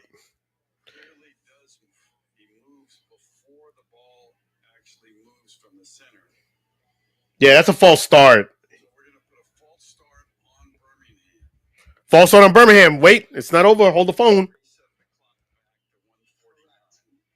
Okay, they're going to get another shot. It's going to be like a 4th and 10. 4th and 11. Beg your pardon. 4th and 11. I thought it was going to be 10, but 4th and 11. At least they're going to get another shot at it, that being the Birmingham Stallions. I would take the penalty with a smile on my face because 4th and 11. Coincidentally, it would 4th and 11. Yeah, that was a false start. I even called it from here. Like, that's a false start. I'm surprised they didn't blow the play dead because it was an offensive penalty. But, yeah, that was clearly a false start.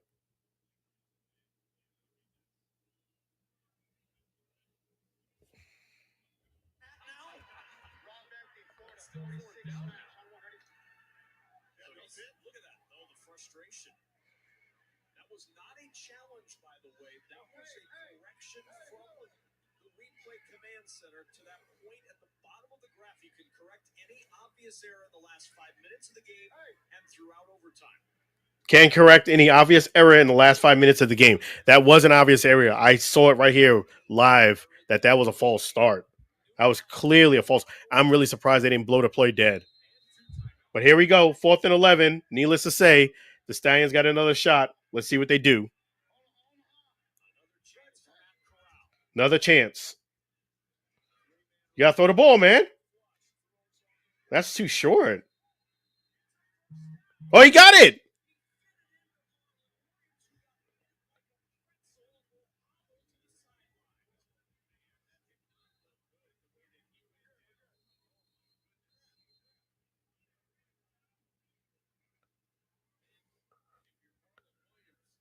So he converted it. Oh, my goodness, man.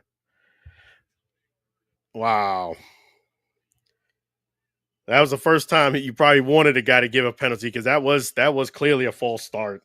I called it while I was watching it live. Yeah. Wow. Still not over, folks. It's still not over is right. I can't believe that.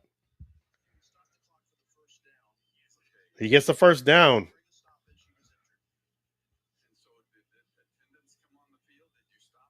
Oh, he got upended.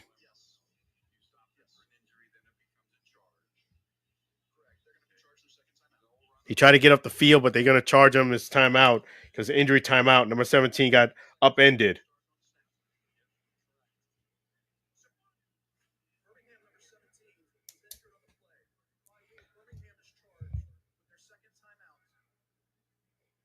Birmingham is charged with a timeout. Wow.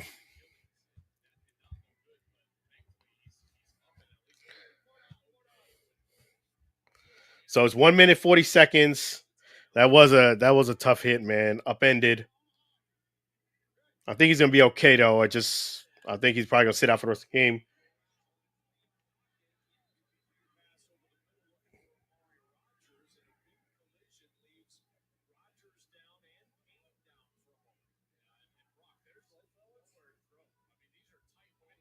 Yeah, these tight window throws is right.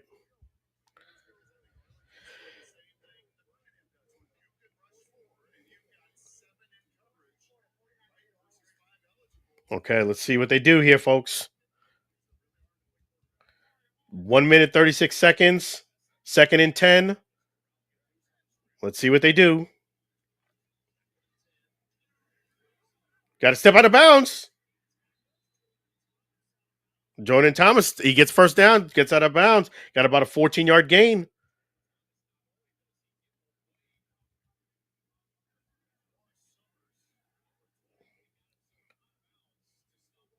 One minute 30 seconds exactly. So the Birmingham Stallions got a chance. They're moving the ball. It's around like the 40. Let me see here. 43-yard line. 43-yard line, 1st and 10. 1 minute and 30 seconds left. Another first down. Another first down. So you got plenty of time now. That being the Stallions to score a touchdown. There's a minute, 26 seconds. They have a timeout left. They're right around the 30-ish yard line. So, no, I'm sorry, 32-yard line. 1 minute, 26 seconds to go. Let's take a look. Hikes the ball. Matt Corral, you got plenty of room, man. Run the ball. No, what are you doing? Matt Corral, he almost threw a interception. You had all this field on the left-hand side of the field to run, get another first down, and step out of bounds. You didn't have to throw a Hail Mary. What are you doing? Yeah, you had plenty of room. That's what I just said. The announcer literally just repeated what I just said. You had all this room on the left-hand side to run for the first down, get out of bounds, and get another 10 yards. What are you doing? He just threw a floater up there. And now he runs where is a lot more traffic.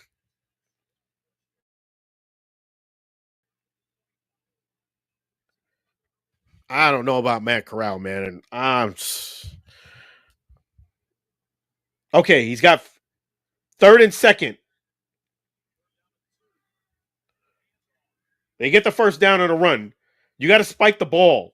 Get up and spike the ball. Get up and spike the ball.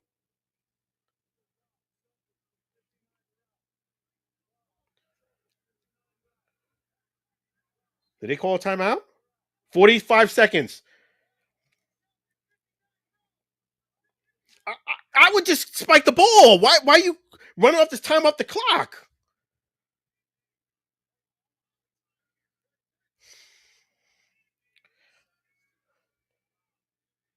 Wide open. He's going to touchdown. Wait, flag on the play. Oh, my goodness. Flag on the play. He scores a touchdown, but it's a flag on the play. Yeah, I agree. I don't understand what Corral is doing. I'm not a pro quarterback, but I've watched enough football to see that, man, you are messing up, man. Now, he did score a touchdown, but it's like, come on, man. You got plenty of time. You could have spiked the ball. You don't have to rush right now. You could have actually ran the ball if you wanted to. It's a tie game. They did give him the score, so it is a tie game, 9-9. The good thing is, if you're the Birmingham Stallions, what they're going to go for 2, 26 seconds left. It's a 1-point attempt. No, they're going for 1. They're going for 1. 1-point attempt. 1-point try. That's all you need to really go ahead. 1-point try for Birmingham. He runs and scores a touchdown. I believe it is. Mike Corral. Oh my goodness. I've never seen a game where a player has looked like straight up trash and ends up being the hero in the same game. And if they stop him, that's what's going to happen.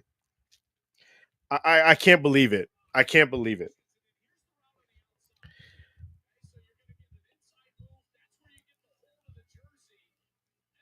Let me just see something here, folks. Let me just go ahead and make sure. I've never seen that. Matt Corral, I'm just being real with you guys, has looked like straight up trash today. But he now is looking like the guy of the game. I mean, even his teammates have been like, what the heck are you doing? I mean, he made some really poor decisions, but now he ended up being the man of the game. I've never seen this before.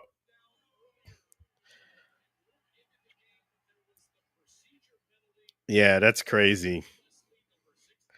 That's crazy. That's crazy, man. That's crazy. Let me see something here. That's crazy. I mean, I'm almost out of words. I don't even know what to say. Yeah. I don't even know what to say, man. This guy, Matt Corral, has been looking like trash today. And now he's gonna end up being in the game. He had 10 yards easy and could have just ran out of bounds. And he just floated one up in the end zone, like, which you didn't need to. You had plenty of time.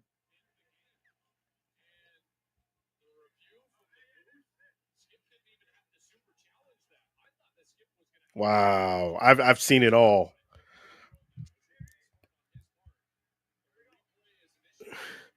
Yeah.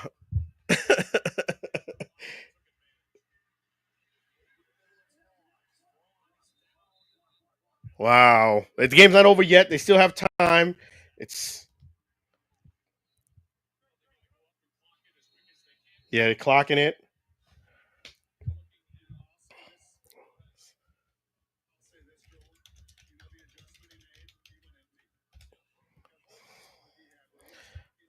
Yeah, it's crazy.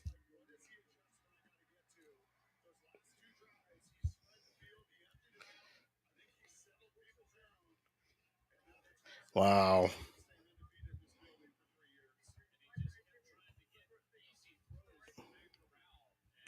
Yeah, the Arlington Renegades are looking solid. You're right. Let's see. It's still 12 seconds left on the clock. You have enough time to do a Hail Mary. Let's see what they do. 2nd and 10. You got to throw a Hail Mary. Yeah, you got to throw a Hail Mary if you're Arlington. Well, actually, no. You can still play for a field goal. You don't have to get a touchdown. Actually, you can play for a field goal, but you have no timeouts. You got to do the Hail Mary. You have no timeouts. You have to do a Hail Mary. You got to do a Hail Mary. You don't have any other play because you have no timeouts. Just see something here. Yeah. Get out of bounds? What are you talking about? You can't kick a field goal. That's it. Game over, folks. It's officially over.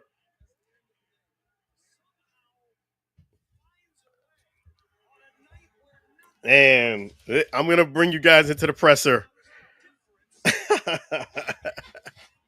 Oh, my goodness. Wow.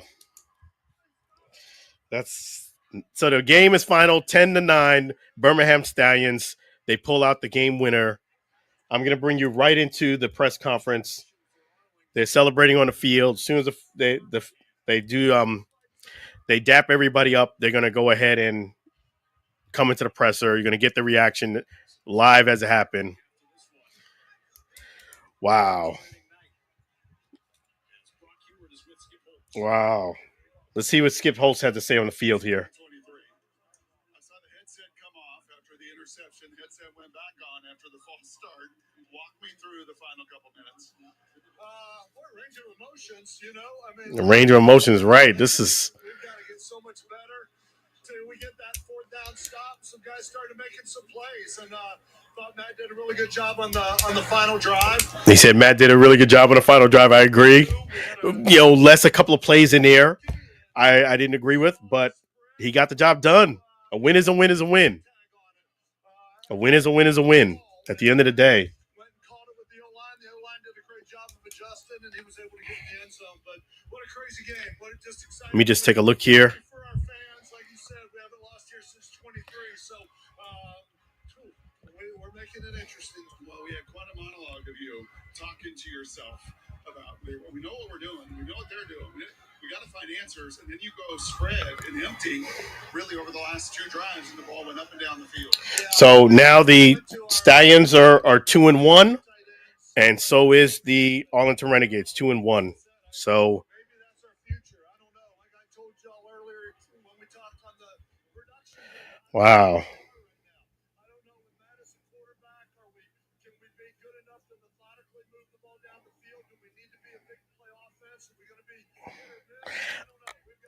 I don't know either, man. That's why the coaches get paid all this money.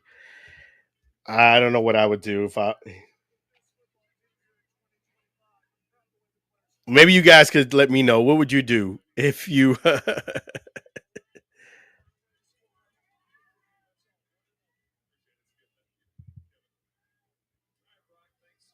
take a look here. Yeah.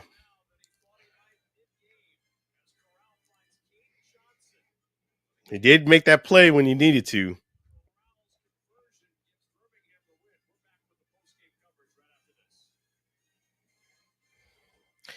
Yeah, so we're gonna go ahead and get. I'm gonna bring you guys in. Just give it a few minutes here for the players to kind of get to where they need to be, and we're gonna bring you to the press conference here. I still can't believe that game. I still can't believe it, man.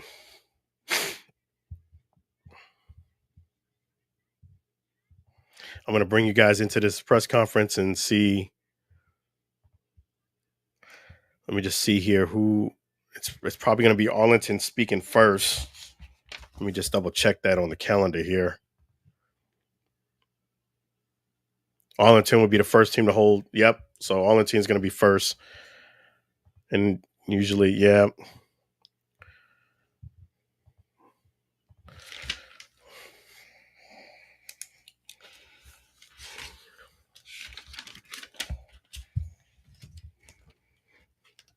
Okay. Okay, guys. I see some movement here. So let me just make sure. Okay, I'm going to switch angles here.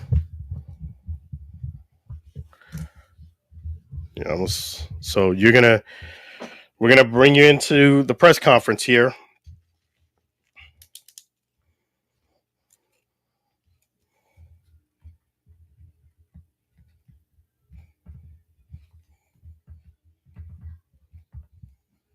Okay.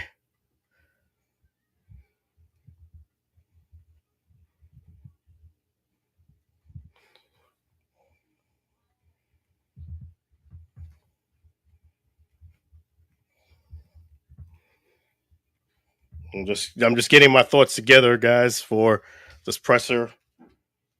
They haven't started just yet. It's going to be in a few moments. So yeah, this is yeah, they're gonna see a different angle of me because the main angle I have the StreamYard going, and the Zoom is another program they haven't. So they're gonna see a different angle of me.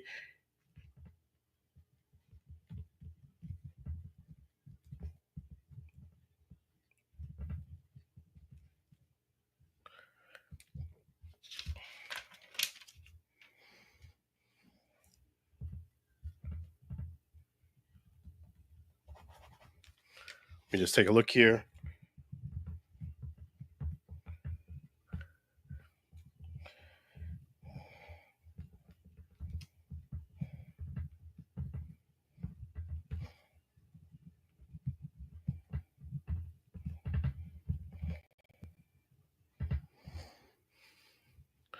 Okay, they're getting things ready up in the press. I see it right here.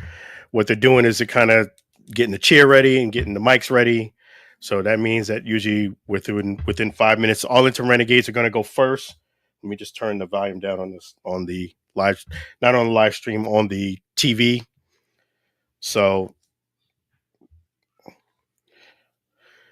yeah, so they're getting things ready. They have the UFL background. You're going to see black hats. Let's see here. White chairs. They have 2 microphones set up. So yes, you're gonna get you're gonna get live, exclusive press conference post game right here on the Allen Alford Sports Talk Show. I'm watching here on the screen, and you'll get a chance to see. Okay.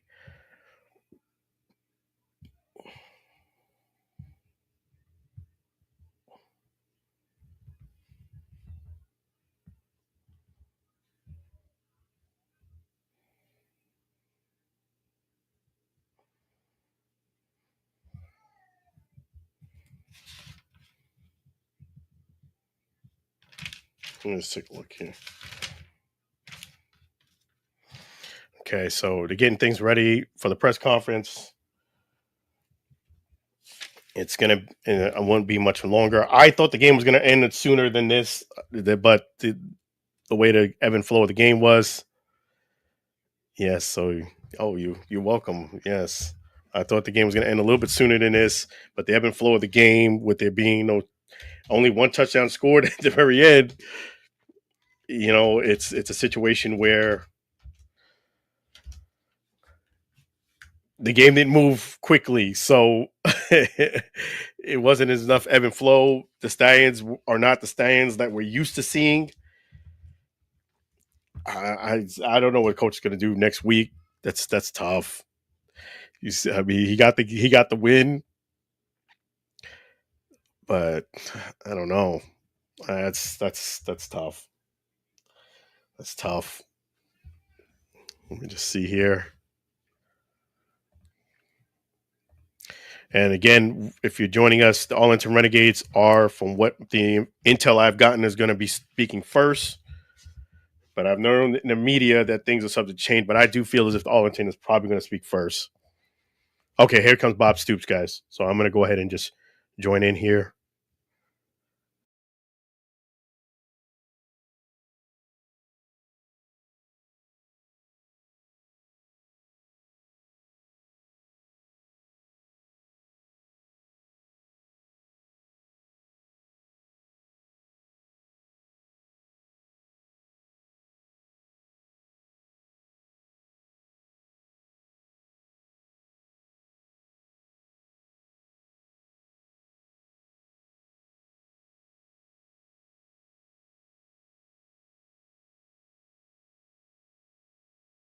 I'm not hearing the audio on the Zoom. Oh my goodness.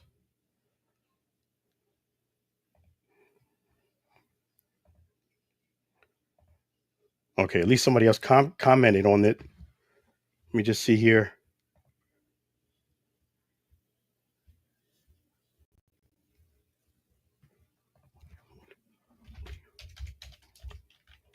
Audio, please. Audio, please.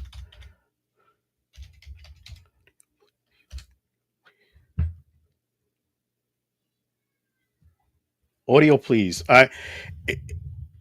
Okay, I can see Bob Stoops answering questions, but I can't hear what he's saying. Apparently, not just me, but other people are saying the same thing, that we don't have any audio on the Zoom. Let me just raise my hand here.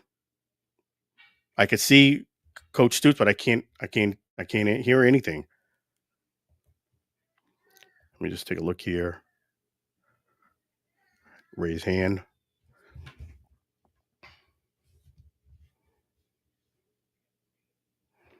So, oh my goodness. I apologize, guys, but on their side, there's no audio.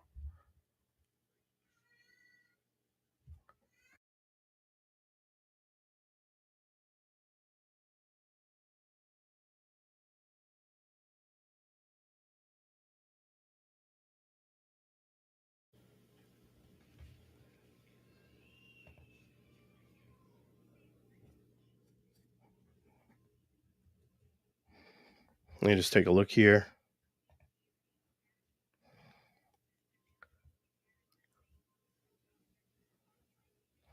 All right, so they're not.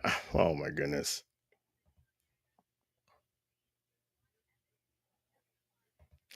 Yeah, I apologize about this, guys. This never usually happens where they don't have audio. It's not just me. I'm reading the comments here in the chat.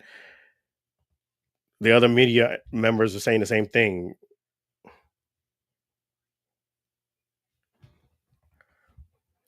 Let me just take a look here.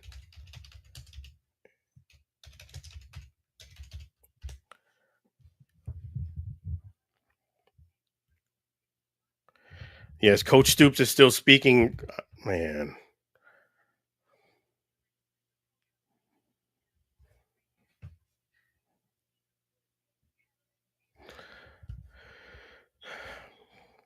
Yeah.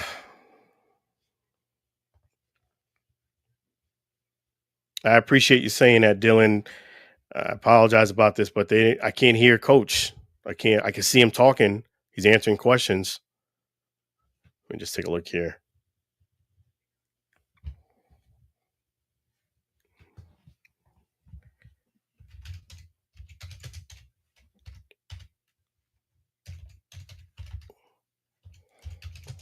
Doesn't seem like somebody's watching the Zoom either, like the comments.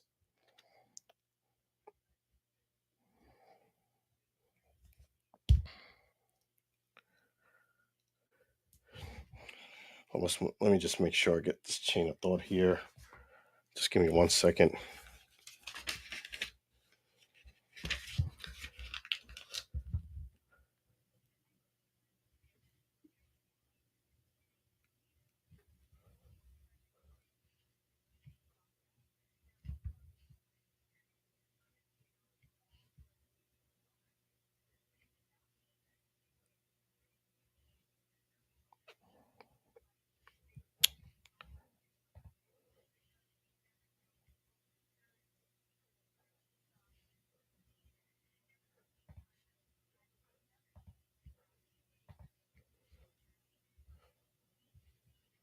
Yeah, Oscar just commented here, who's another contact in the media.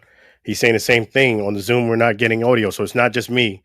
It's not just me, folks. I apologize, but we're not getting any audio from their side.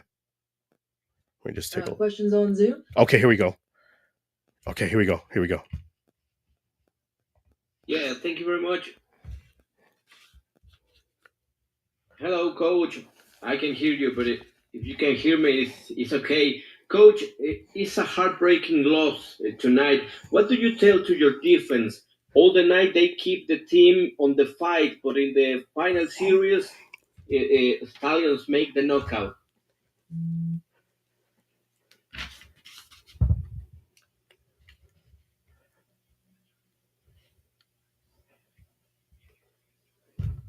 We have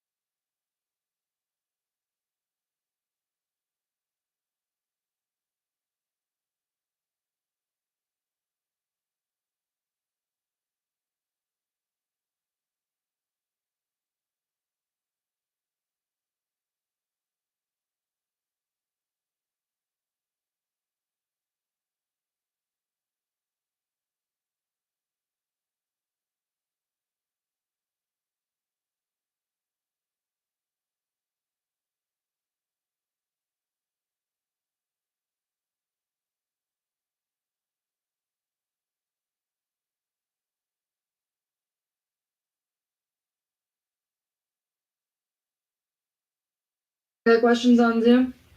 Yes, Coach Stoops, really appreciate you joining us here. And I want to thank the members of the Allen Alford Sports Tech Show for joining us via Zoom. Alan, I can't hear you. Oh, okay. All right. I can't hear. Okay. 1 second. Yeah, he shows that he's unmuted. Okay. I can't hear. Can you type it? Can you type your question in the chat? Okay, sure. Yes. Okay. With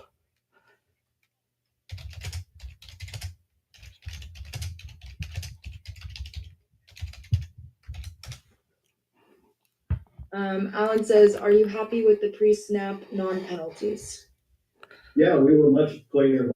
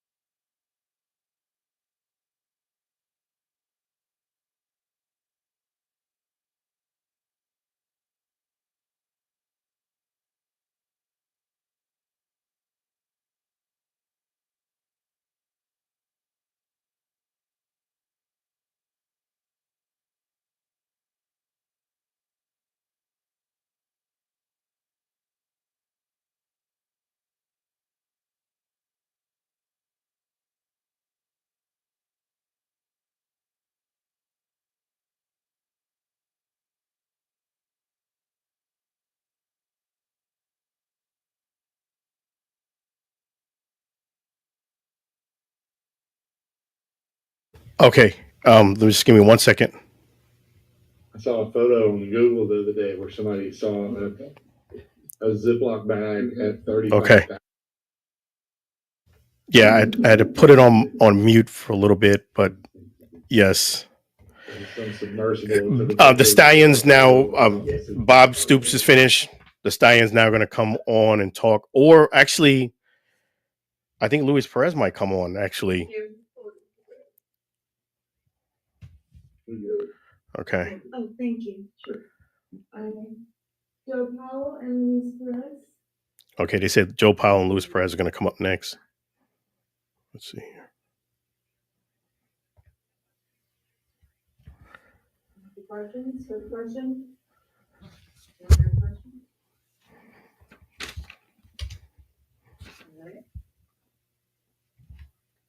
Zoom, do y'all have any questions for Luis or Joe? Yes, Oscar.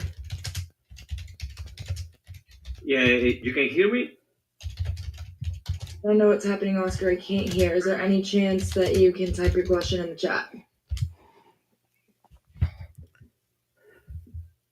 Okay.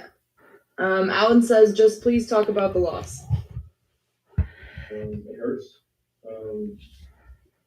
Let's keep offensively, our standards. We get out there today and we fix it. We'll back up, we'll get back from it, and we'll get moving forward. Credit for our defense, credit to Birmingham, they did a great job. We got the team move forward, build, and get better. That's it. Alan says, red zone scoring. Yeah, again, Donald Canada was right. We were down to that many times, we feel that's not what you want to do, especially with a team like that. So we got to capitalize on opportunities, and again, we'll go back, watch the film, look at something better, by the mirror, and continue to better. Luis, can you say that you're answering Spanish, please? What do you tell to the team about was a heartbreaking loss? Tenemos que estar juntos. Es un momento difícil, tenemos que como perdimos, pero ahorita lo más importante es quedar juntos y apoyar a cada uno y voy a hacer. Alan says, Joe Powell will talk about your big day. We just lined up to the quarterback. The quarterback was very brave, and I think that's pretty well. Any other questions on Zoom? Okay. Yeah. Yes. 1 second. Any other questions in the room? We are so glad to have you back in Birmingham with the nature of the different uniforms. But glad to have you back. First following you when you were with the Iron. Appreciate you. Thank you. Good to be back. I'm already asked about reason. Hey, I love you in the Birmingham uniform as well. Any other questions? All right. Thanks, guys. Oh, wait, they had one more. Sorry. What do you tell your defense? Was a great night for them, but at the end, you came back with a loss. We played well all the home. It doesn't matter how well you play from the first three, half quarters or fourth quarter, but when it matters the most, we can make a first spot. So, no matter what's going on throughout the game and coming down the offense, special teams, when the ball is in high court, we got to make sure we get it through. So, we got to execute better and can't feel sorry for ourselves, and we can come back very what we do. And Luis, Oscar had the same question to you, too. What do you tell the defense? Yeah, they did good things. And in offense, we got to be better. They're playing the butts off. Maybe sucks at the end. They came back and scored at the end, but they've done a great job the first 3 games. And we got to be better on our part, not putting up the defense. And we'll go back off the film and we'll move on. All right, perfect. Thank you, guys. Okay. So far, that was Joe Powell, quarterback Luis Perez. They just finished asking questions. What? Where's my video? Hold on one second. Okay, here we go. Oh, I thought I lost you guys. Yes, so Joe Powell and quarterback Luis Perez just spoke. They did answer some of my questions for some reason, maybe because of the dual thing. I can't really play around it too much because I'm having a live stream, but I'm able to chat the questions, not actually, say it where they could hear me. But the good news is I am able to communicate with them. The Stallions going to be coming up next. And let me see who they're going to have for the Stallions. Definitely Coach and probably Matt Corral is my guess.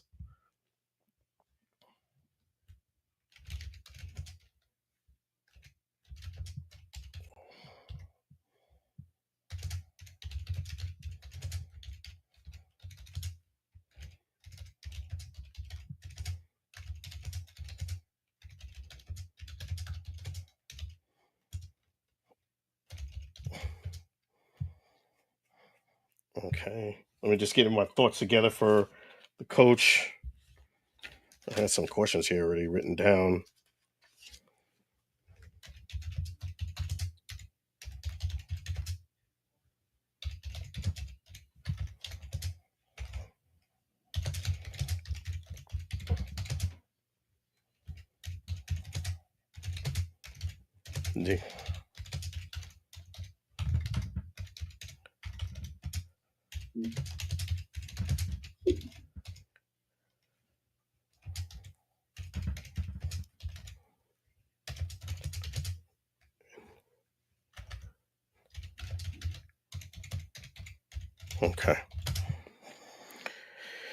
Okay, folks.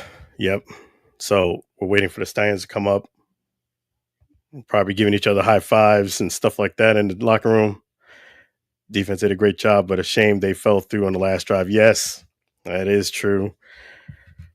I agree. It's tough that they fell short. All they had to do was keep them out of the end zone. It was basically, and they would have won the game.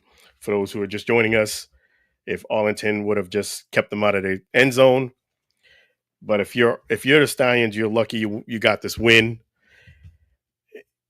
And if you're the Renegades, you have to find a way to get into the end zone within a red zone. You have to do some soul searching and getting that.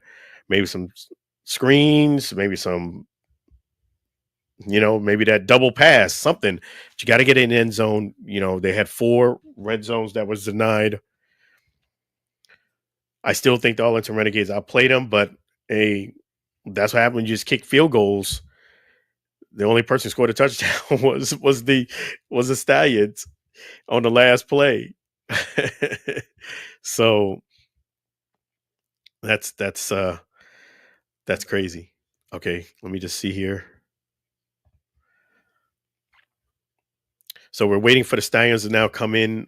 We've had so far Coach Stoops, we've had quarterback Luis Perez, and we had Joe Powell.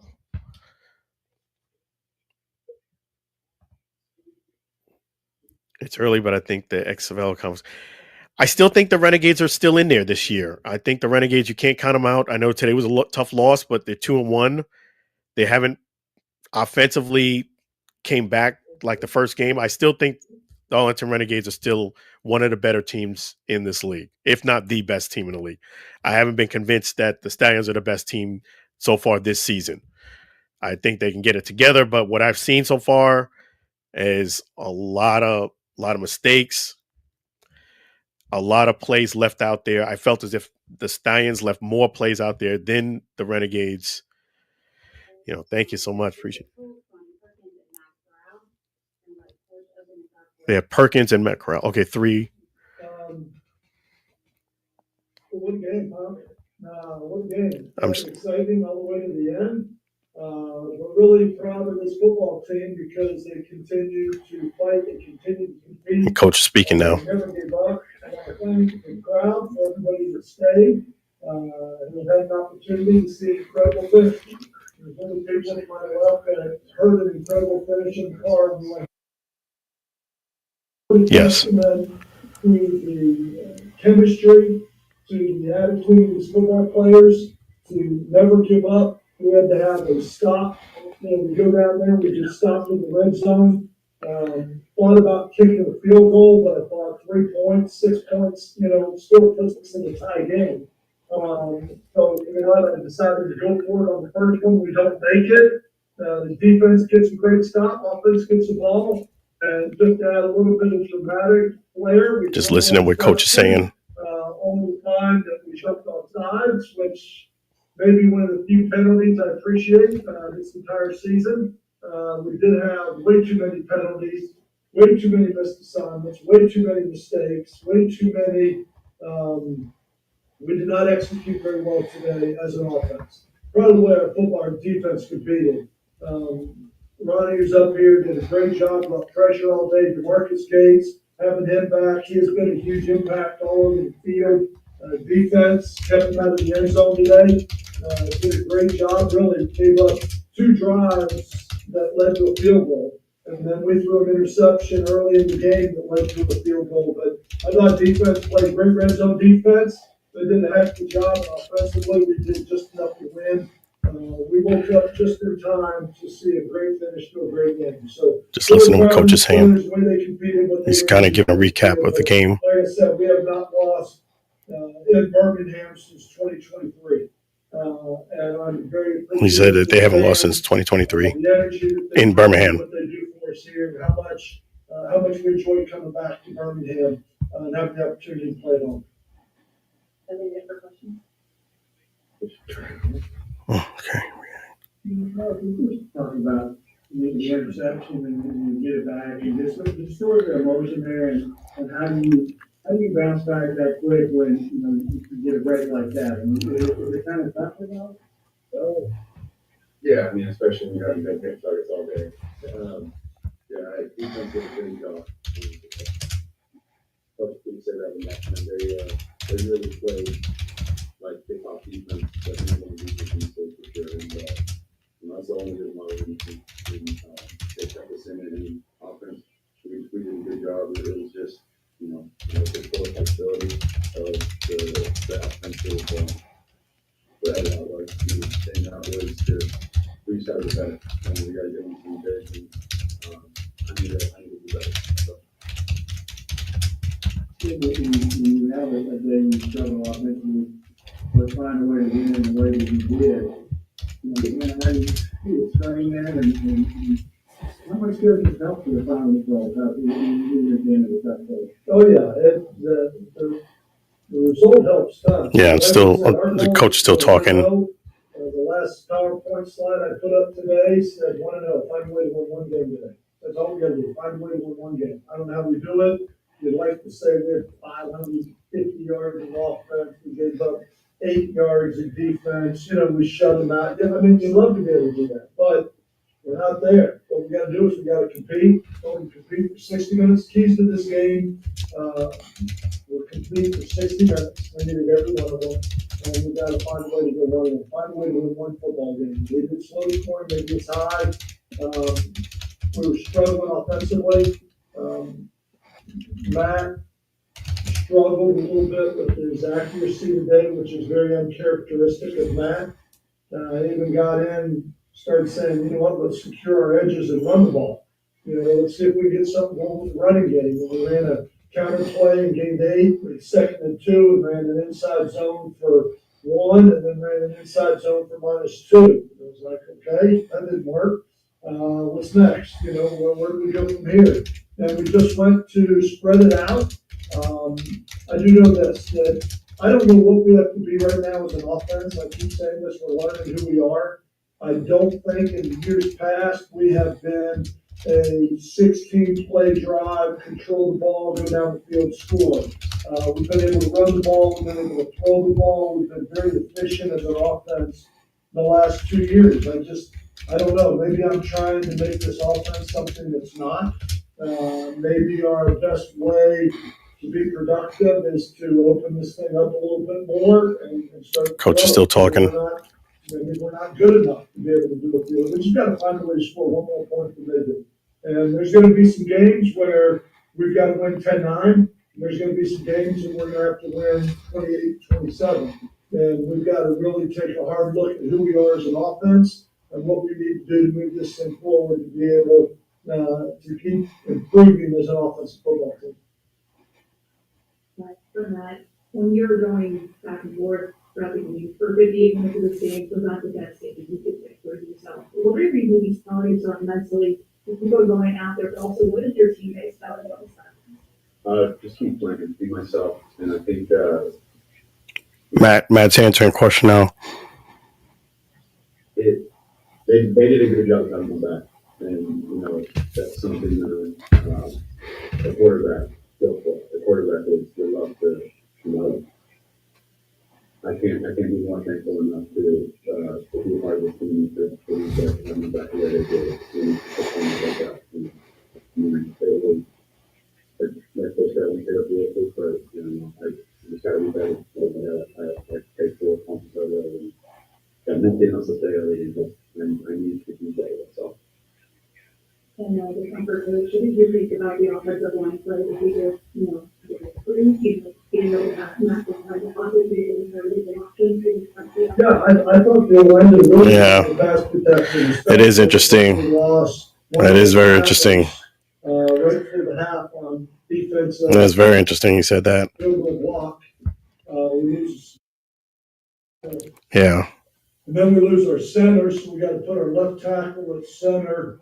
Our right guard went over. We started preparing with 7 linemen. We started preparing our tight end. If we were to lose another offensive lineman, so we were down to playing the tight end on the offensive line. With all that taken into effect, I thought they did an outstanding job of protecting the quarterback, especially at the end of the game. Everybody in the stadium knew we were throwing it. We were dropping back, we were empty, we were no backs, we were dropping back and throwing it. We were one-dimensional, telling those ends, take your ears back, and let's go get them. And I thought they did a great job of protecting the quarterback. I thought our run blocking was not very good. And I did not think we ran blocked. We did not do a very good job of our run blocking, but I do think they did a really nice job of protecting the quarterback. Just listening to what Coach is saying. Which was a far cry from where we were at 8 sacks 2 weeks ago when we played at DC. And those weren't all on the offensive line, in fairness to them. I mean, a lot of those were on the quarterback holding the ball and trying to scramble and run around a little bit and make some things happen. But I thought they did. Coach, do you have any update on goal? No, I don't. I know we can put them in boot, ice them, try to do anything we can get swelling out, but right now I just know it's an ankle. So at this point, I don't have anything on Karen Jones, or I don't have anything on Coach Schneider right now. But we'll find out. We'll get a better idea where we are tomorrow. Okay, we have a question online from Alan Alford. Looks like for Ronnie, talk about the red zone defense, which made the game. Pretty much, once they get down to the red zone, honestly, just holding the 3 points the whole game. We don't really have 3 points, but offense a great chance to go down and do what they do with their hands. So you can see we go even 3 points and 3 drives in the first half, and then it all comes for the second. So if we tell those guys to do, it's a good job. Help us in the end. Yeah, and I would just say to that, adding this, and I really challenged the defense. After the offensive performance at DC, I told the defense if they want to be a championship caliber team, they're going to have to do it on defense. I said for 2 years we've been the number 1 offense in this league, and the defense has kind of benefited from the offense scoring points. We've got a lot of new faces on the offensive side of the ball. Where we are right now, we are way behind where we need to be, and we got to keep getting better. And if the defense wants to win, they got to stand up and they got to carry the load. And oh my gosh, they have done that and more. I'm really proud of all these guys. They know it's a tough sled, and they know it's a tough deal. But if we want to win, this is what we got to do. And I'm really proud of the way they lined up and where they competed today. Oscar has a question for Matt. He said, Matt, what is your opinion of Luis Perez? Luis is a great quarterback. I mean, he made all the right throws, made all the right decisions, and he kept his team in camp, and I think that's the biggest thing. So, I respect Luis in his game, and he did a heck of a job with that. And then coach from Oscar, he just said a win is a win, but tonight Lucky walked at your side. Lucky walked at your side. Yes, there's no doubt. And it's a testament, I keep saying it, testament to these players. They never doubted. You know what I mean? They never doubted. They just kept competing. They just kept fighting. And I got to be honest. I mean, there might have been a little doubt we were going to win when we threw the interception on 4th down. And there was about a minute to go. There might have been a little bit of doubt at that point, but it was like, you know what? God's got a plan. You know what? God's got a plan. You ever want to make him laugh, just tell him the plan you got for your own life. He's got a plan. And right now I feel very blessed to have the opportunity to be here and be coaching the Birmingham. Well, thank you, Coach. We appreciate it all. We know you need to jump on your charter, so thank you so much. Okay. Thank you all. Thank you very much. Get it up. David. It's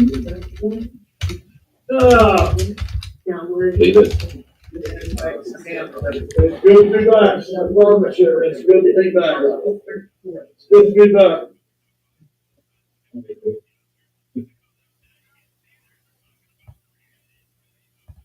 Thank you.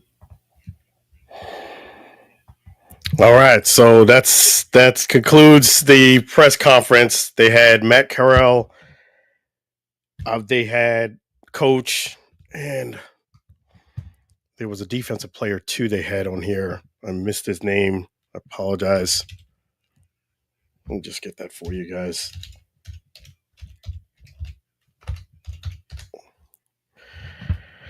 Yeah, so that's the thing. Yeah, that was an interesting press conference. I wish Matt Corral, I beg your pardon, Matt Corral would have answered my question. I had to type it in the chat. I know somebody asked somewhat, I wouldn't say the same question, but in the ballpark. That's the disadvantage you have when they can't hear you, that you have to chat. And when you can speak, you can kind of alter the question a little bit. Whereas when you chat, you have to kind of put it in and commit to it. Somebody else might ask a question in the general vicinity of that, and they'll typically sometimes skip your question. But it's okay. No harm, no foul. That's the advantage you have with actually being there. And that's okay. This is awesome. I appreciate the Arlington Renegades. I appreciate the Stallions for doing this, as well as the UFL. Yeah, so it was a little different Zoom. They couldn't hear us. At some points, they could hear Oscar. He was coming in and out. But for me, maybe because it was the StreamYard, they couldn't hear me. I did check the input. I did test it before. It was good, but I did get the questions asked. That's the main thing. And that's the cool thing about this. So props to the Stallions for winning. I think the fact that they won this game, I'm going to give you my opinion on it. I think this kind of saves Matt Corral for at least another game because of the fact that they did win. He did not play great. He did get the play at the end. Give him that. He got the game-winning drive. But I just feel like if you're going to play like this, like throughout the next game or two, I just think you're going to lose some of the guys in the locker room, and it won't make it till the end of the playoffs. Meaning, if you do make it to the playoffs, I think some guys are going to check out. I kind of wish she did ask that one question I did say about Jordan Thomas. He did seem like he was real frustrated. But needless to say, a win is a win is a win. Props to the Stallions. So now the coach did bring up a good thing. The Stallions are not in the same division as the Renegades. I still think the Renegades are in good spot. As far as the XFL side, let's see. They're competing against the DC Defenders. Yeah, I still think the Arlington is still one of the better teams in the league. I know that they didn't offensively get clicking the way they should. I would say right now, I still think the Arlington Renegades are better than the Stallions, which is surprising with the mistakes that they made. But needless to say, that was awesome. That was awesome press conference. And I was glad that they did that. Let me just get that player's name. Let me just get his full name here. He was a defensive player. Let me just take a look here. It's team Stallions. Okay, here we go.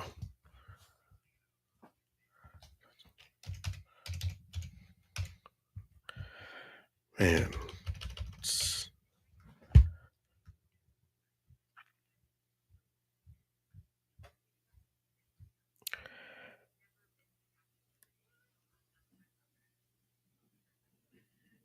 Let me just take a look here.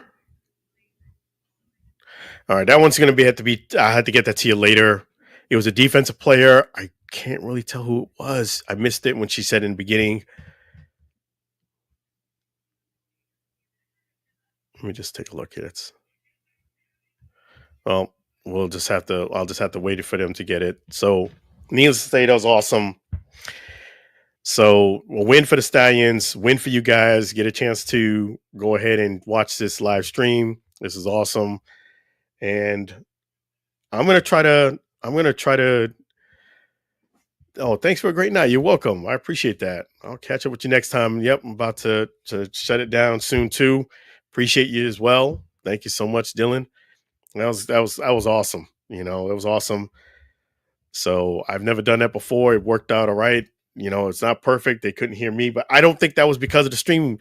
I think there was something on their end, and I didn't want to play too much with the settings because that might have thrown us off over here. So I was able to type it in the chat.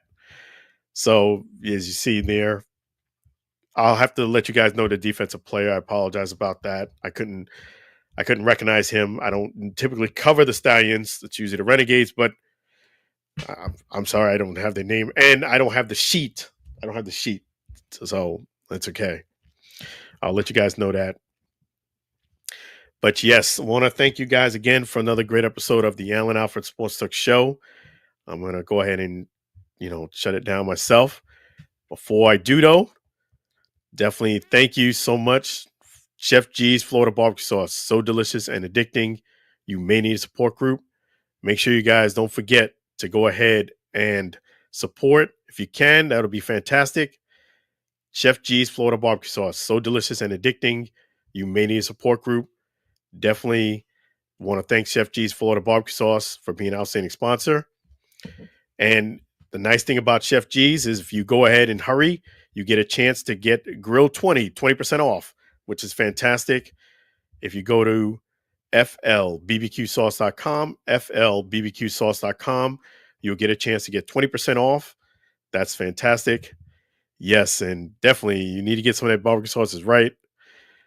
It's on sale too, which is even better. So the nice thing is you go to flbbqsauce.com, flbbqsauce.com. You type in there Grill 20 is a code, Grill 20, and you get 20% off. So that's the fantastic thing. And we're going to go ahead and play the Chef G's Florida Barbecue Sauce song. And we're going to give you a little bit more. Thank you so much, Chef G's, for being an outstanding sponsor. Really appreciate you. Let's go.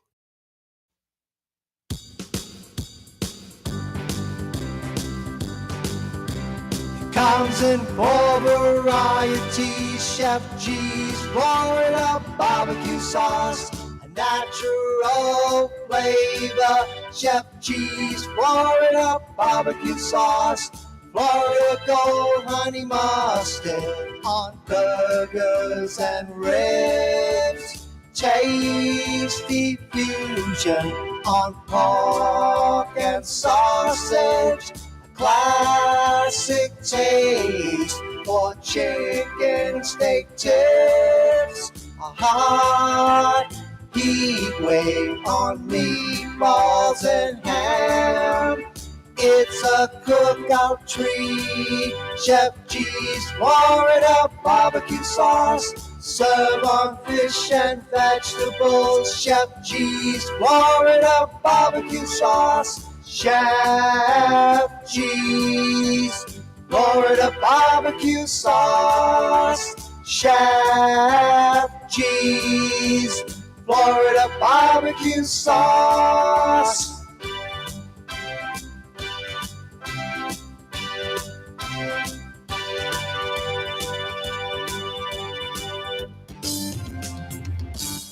Chef G's Florida Barbecue Sauce, so delicious and addicting. you may need a support group. Don't forget to visit Chef G's right there at 301 South 22nd Street, Tampa, Florida. And if you can't come down to Tampa, it's okay. Visit them at flbbqsauce.com, flbbqsauce.com. Put in grill 20 and you'll enjoy 20% off your order there for that variety pack you see right there on the screen. Thank you so much, Chef G's Florida Barbecue Sauce, for being an outstanding sponsor. Thank you. We really tremendously appreciate you. And I apologize to Chef G's. I was supposed to eat breakfast with him tomorrow morning, me and the fellas. Unfortunately, it's a good thing and a bad thing. I have to be at an event tomorrow that I am the EMC for Gigi's Playhouse in Tampa. Really tremendously appreciate that opportunity. Because of that, unfortunately, a schedule conflict, and I won't be able to eat with the fellas tomorrow. So definitely, I will meet up with the guys next time. Appreciate them tremendously. And also definitely wanted to thank to Sam Scola Songs. Really appreciate Sam Scola. All the music that you hear tonight is brought to you by Sam Scola Songs. That gentleman you see right there. You can hear all these songs that you hear throughout the broadcast right there on YouTube and Spotify. I was supposed to play a couple of songs for Sam Scola, a couple of comedy songs that he has released. Next week, I will do that. Next week, unfortunately, we had the live stream.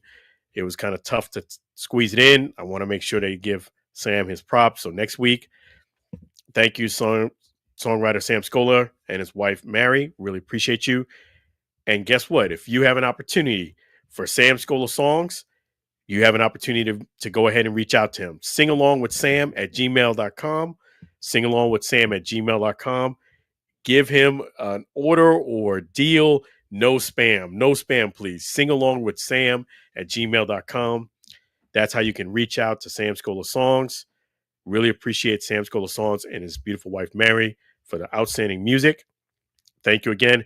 And again, Sam, I didn't forget about you. Next week, we'll play those songs and you guys get a chance to hear them. Thank you so much for everybody to watching another great episode of the Alan Alford Sports Talk Show, and really tremendously appreciate it. If you haven't done so already, please consider subscribe at the Alan Alford at right there YouTube, and please follow us on Facebook, Alan Alford Sports Talk Show, and Instagram, Alan Alford, and X, Alan Alford as well. So thank you again for watching another great episode of the Alan Alford Sports Talk Show. We're going to go ahead and wish you guys a great weekend, great night. Be blessed, be well. Till we meet again, same bat time, same bat channel. Take care of yourself. Thank you again for the UFL.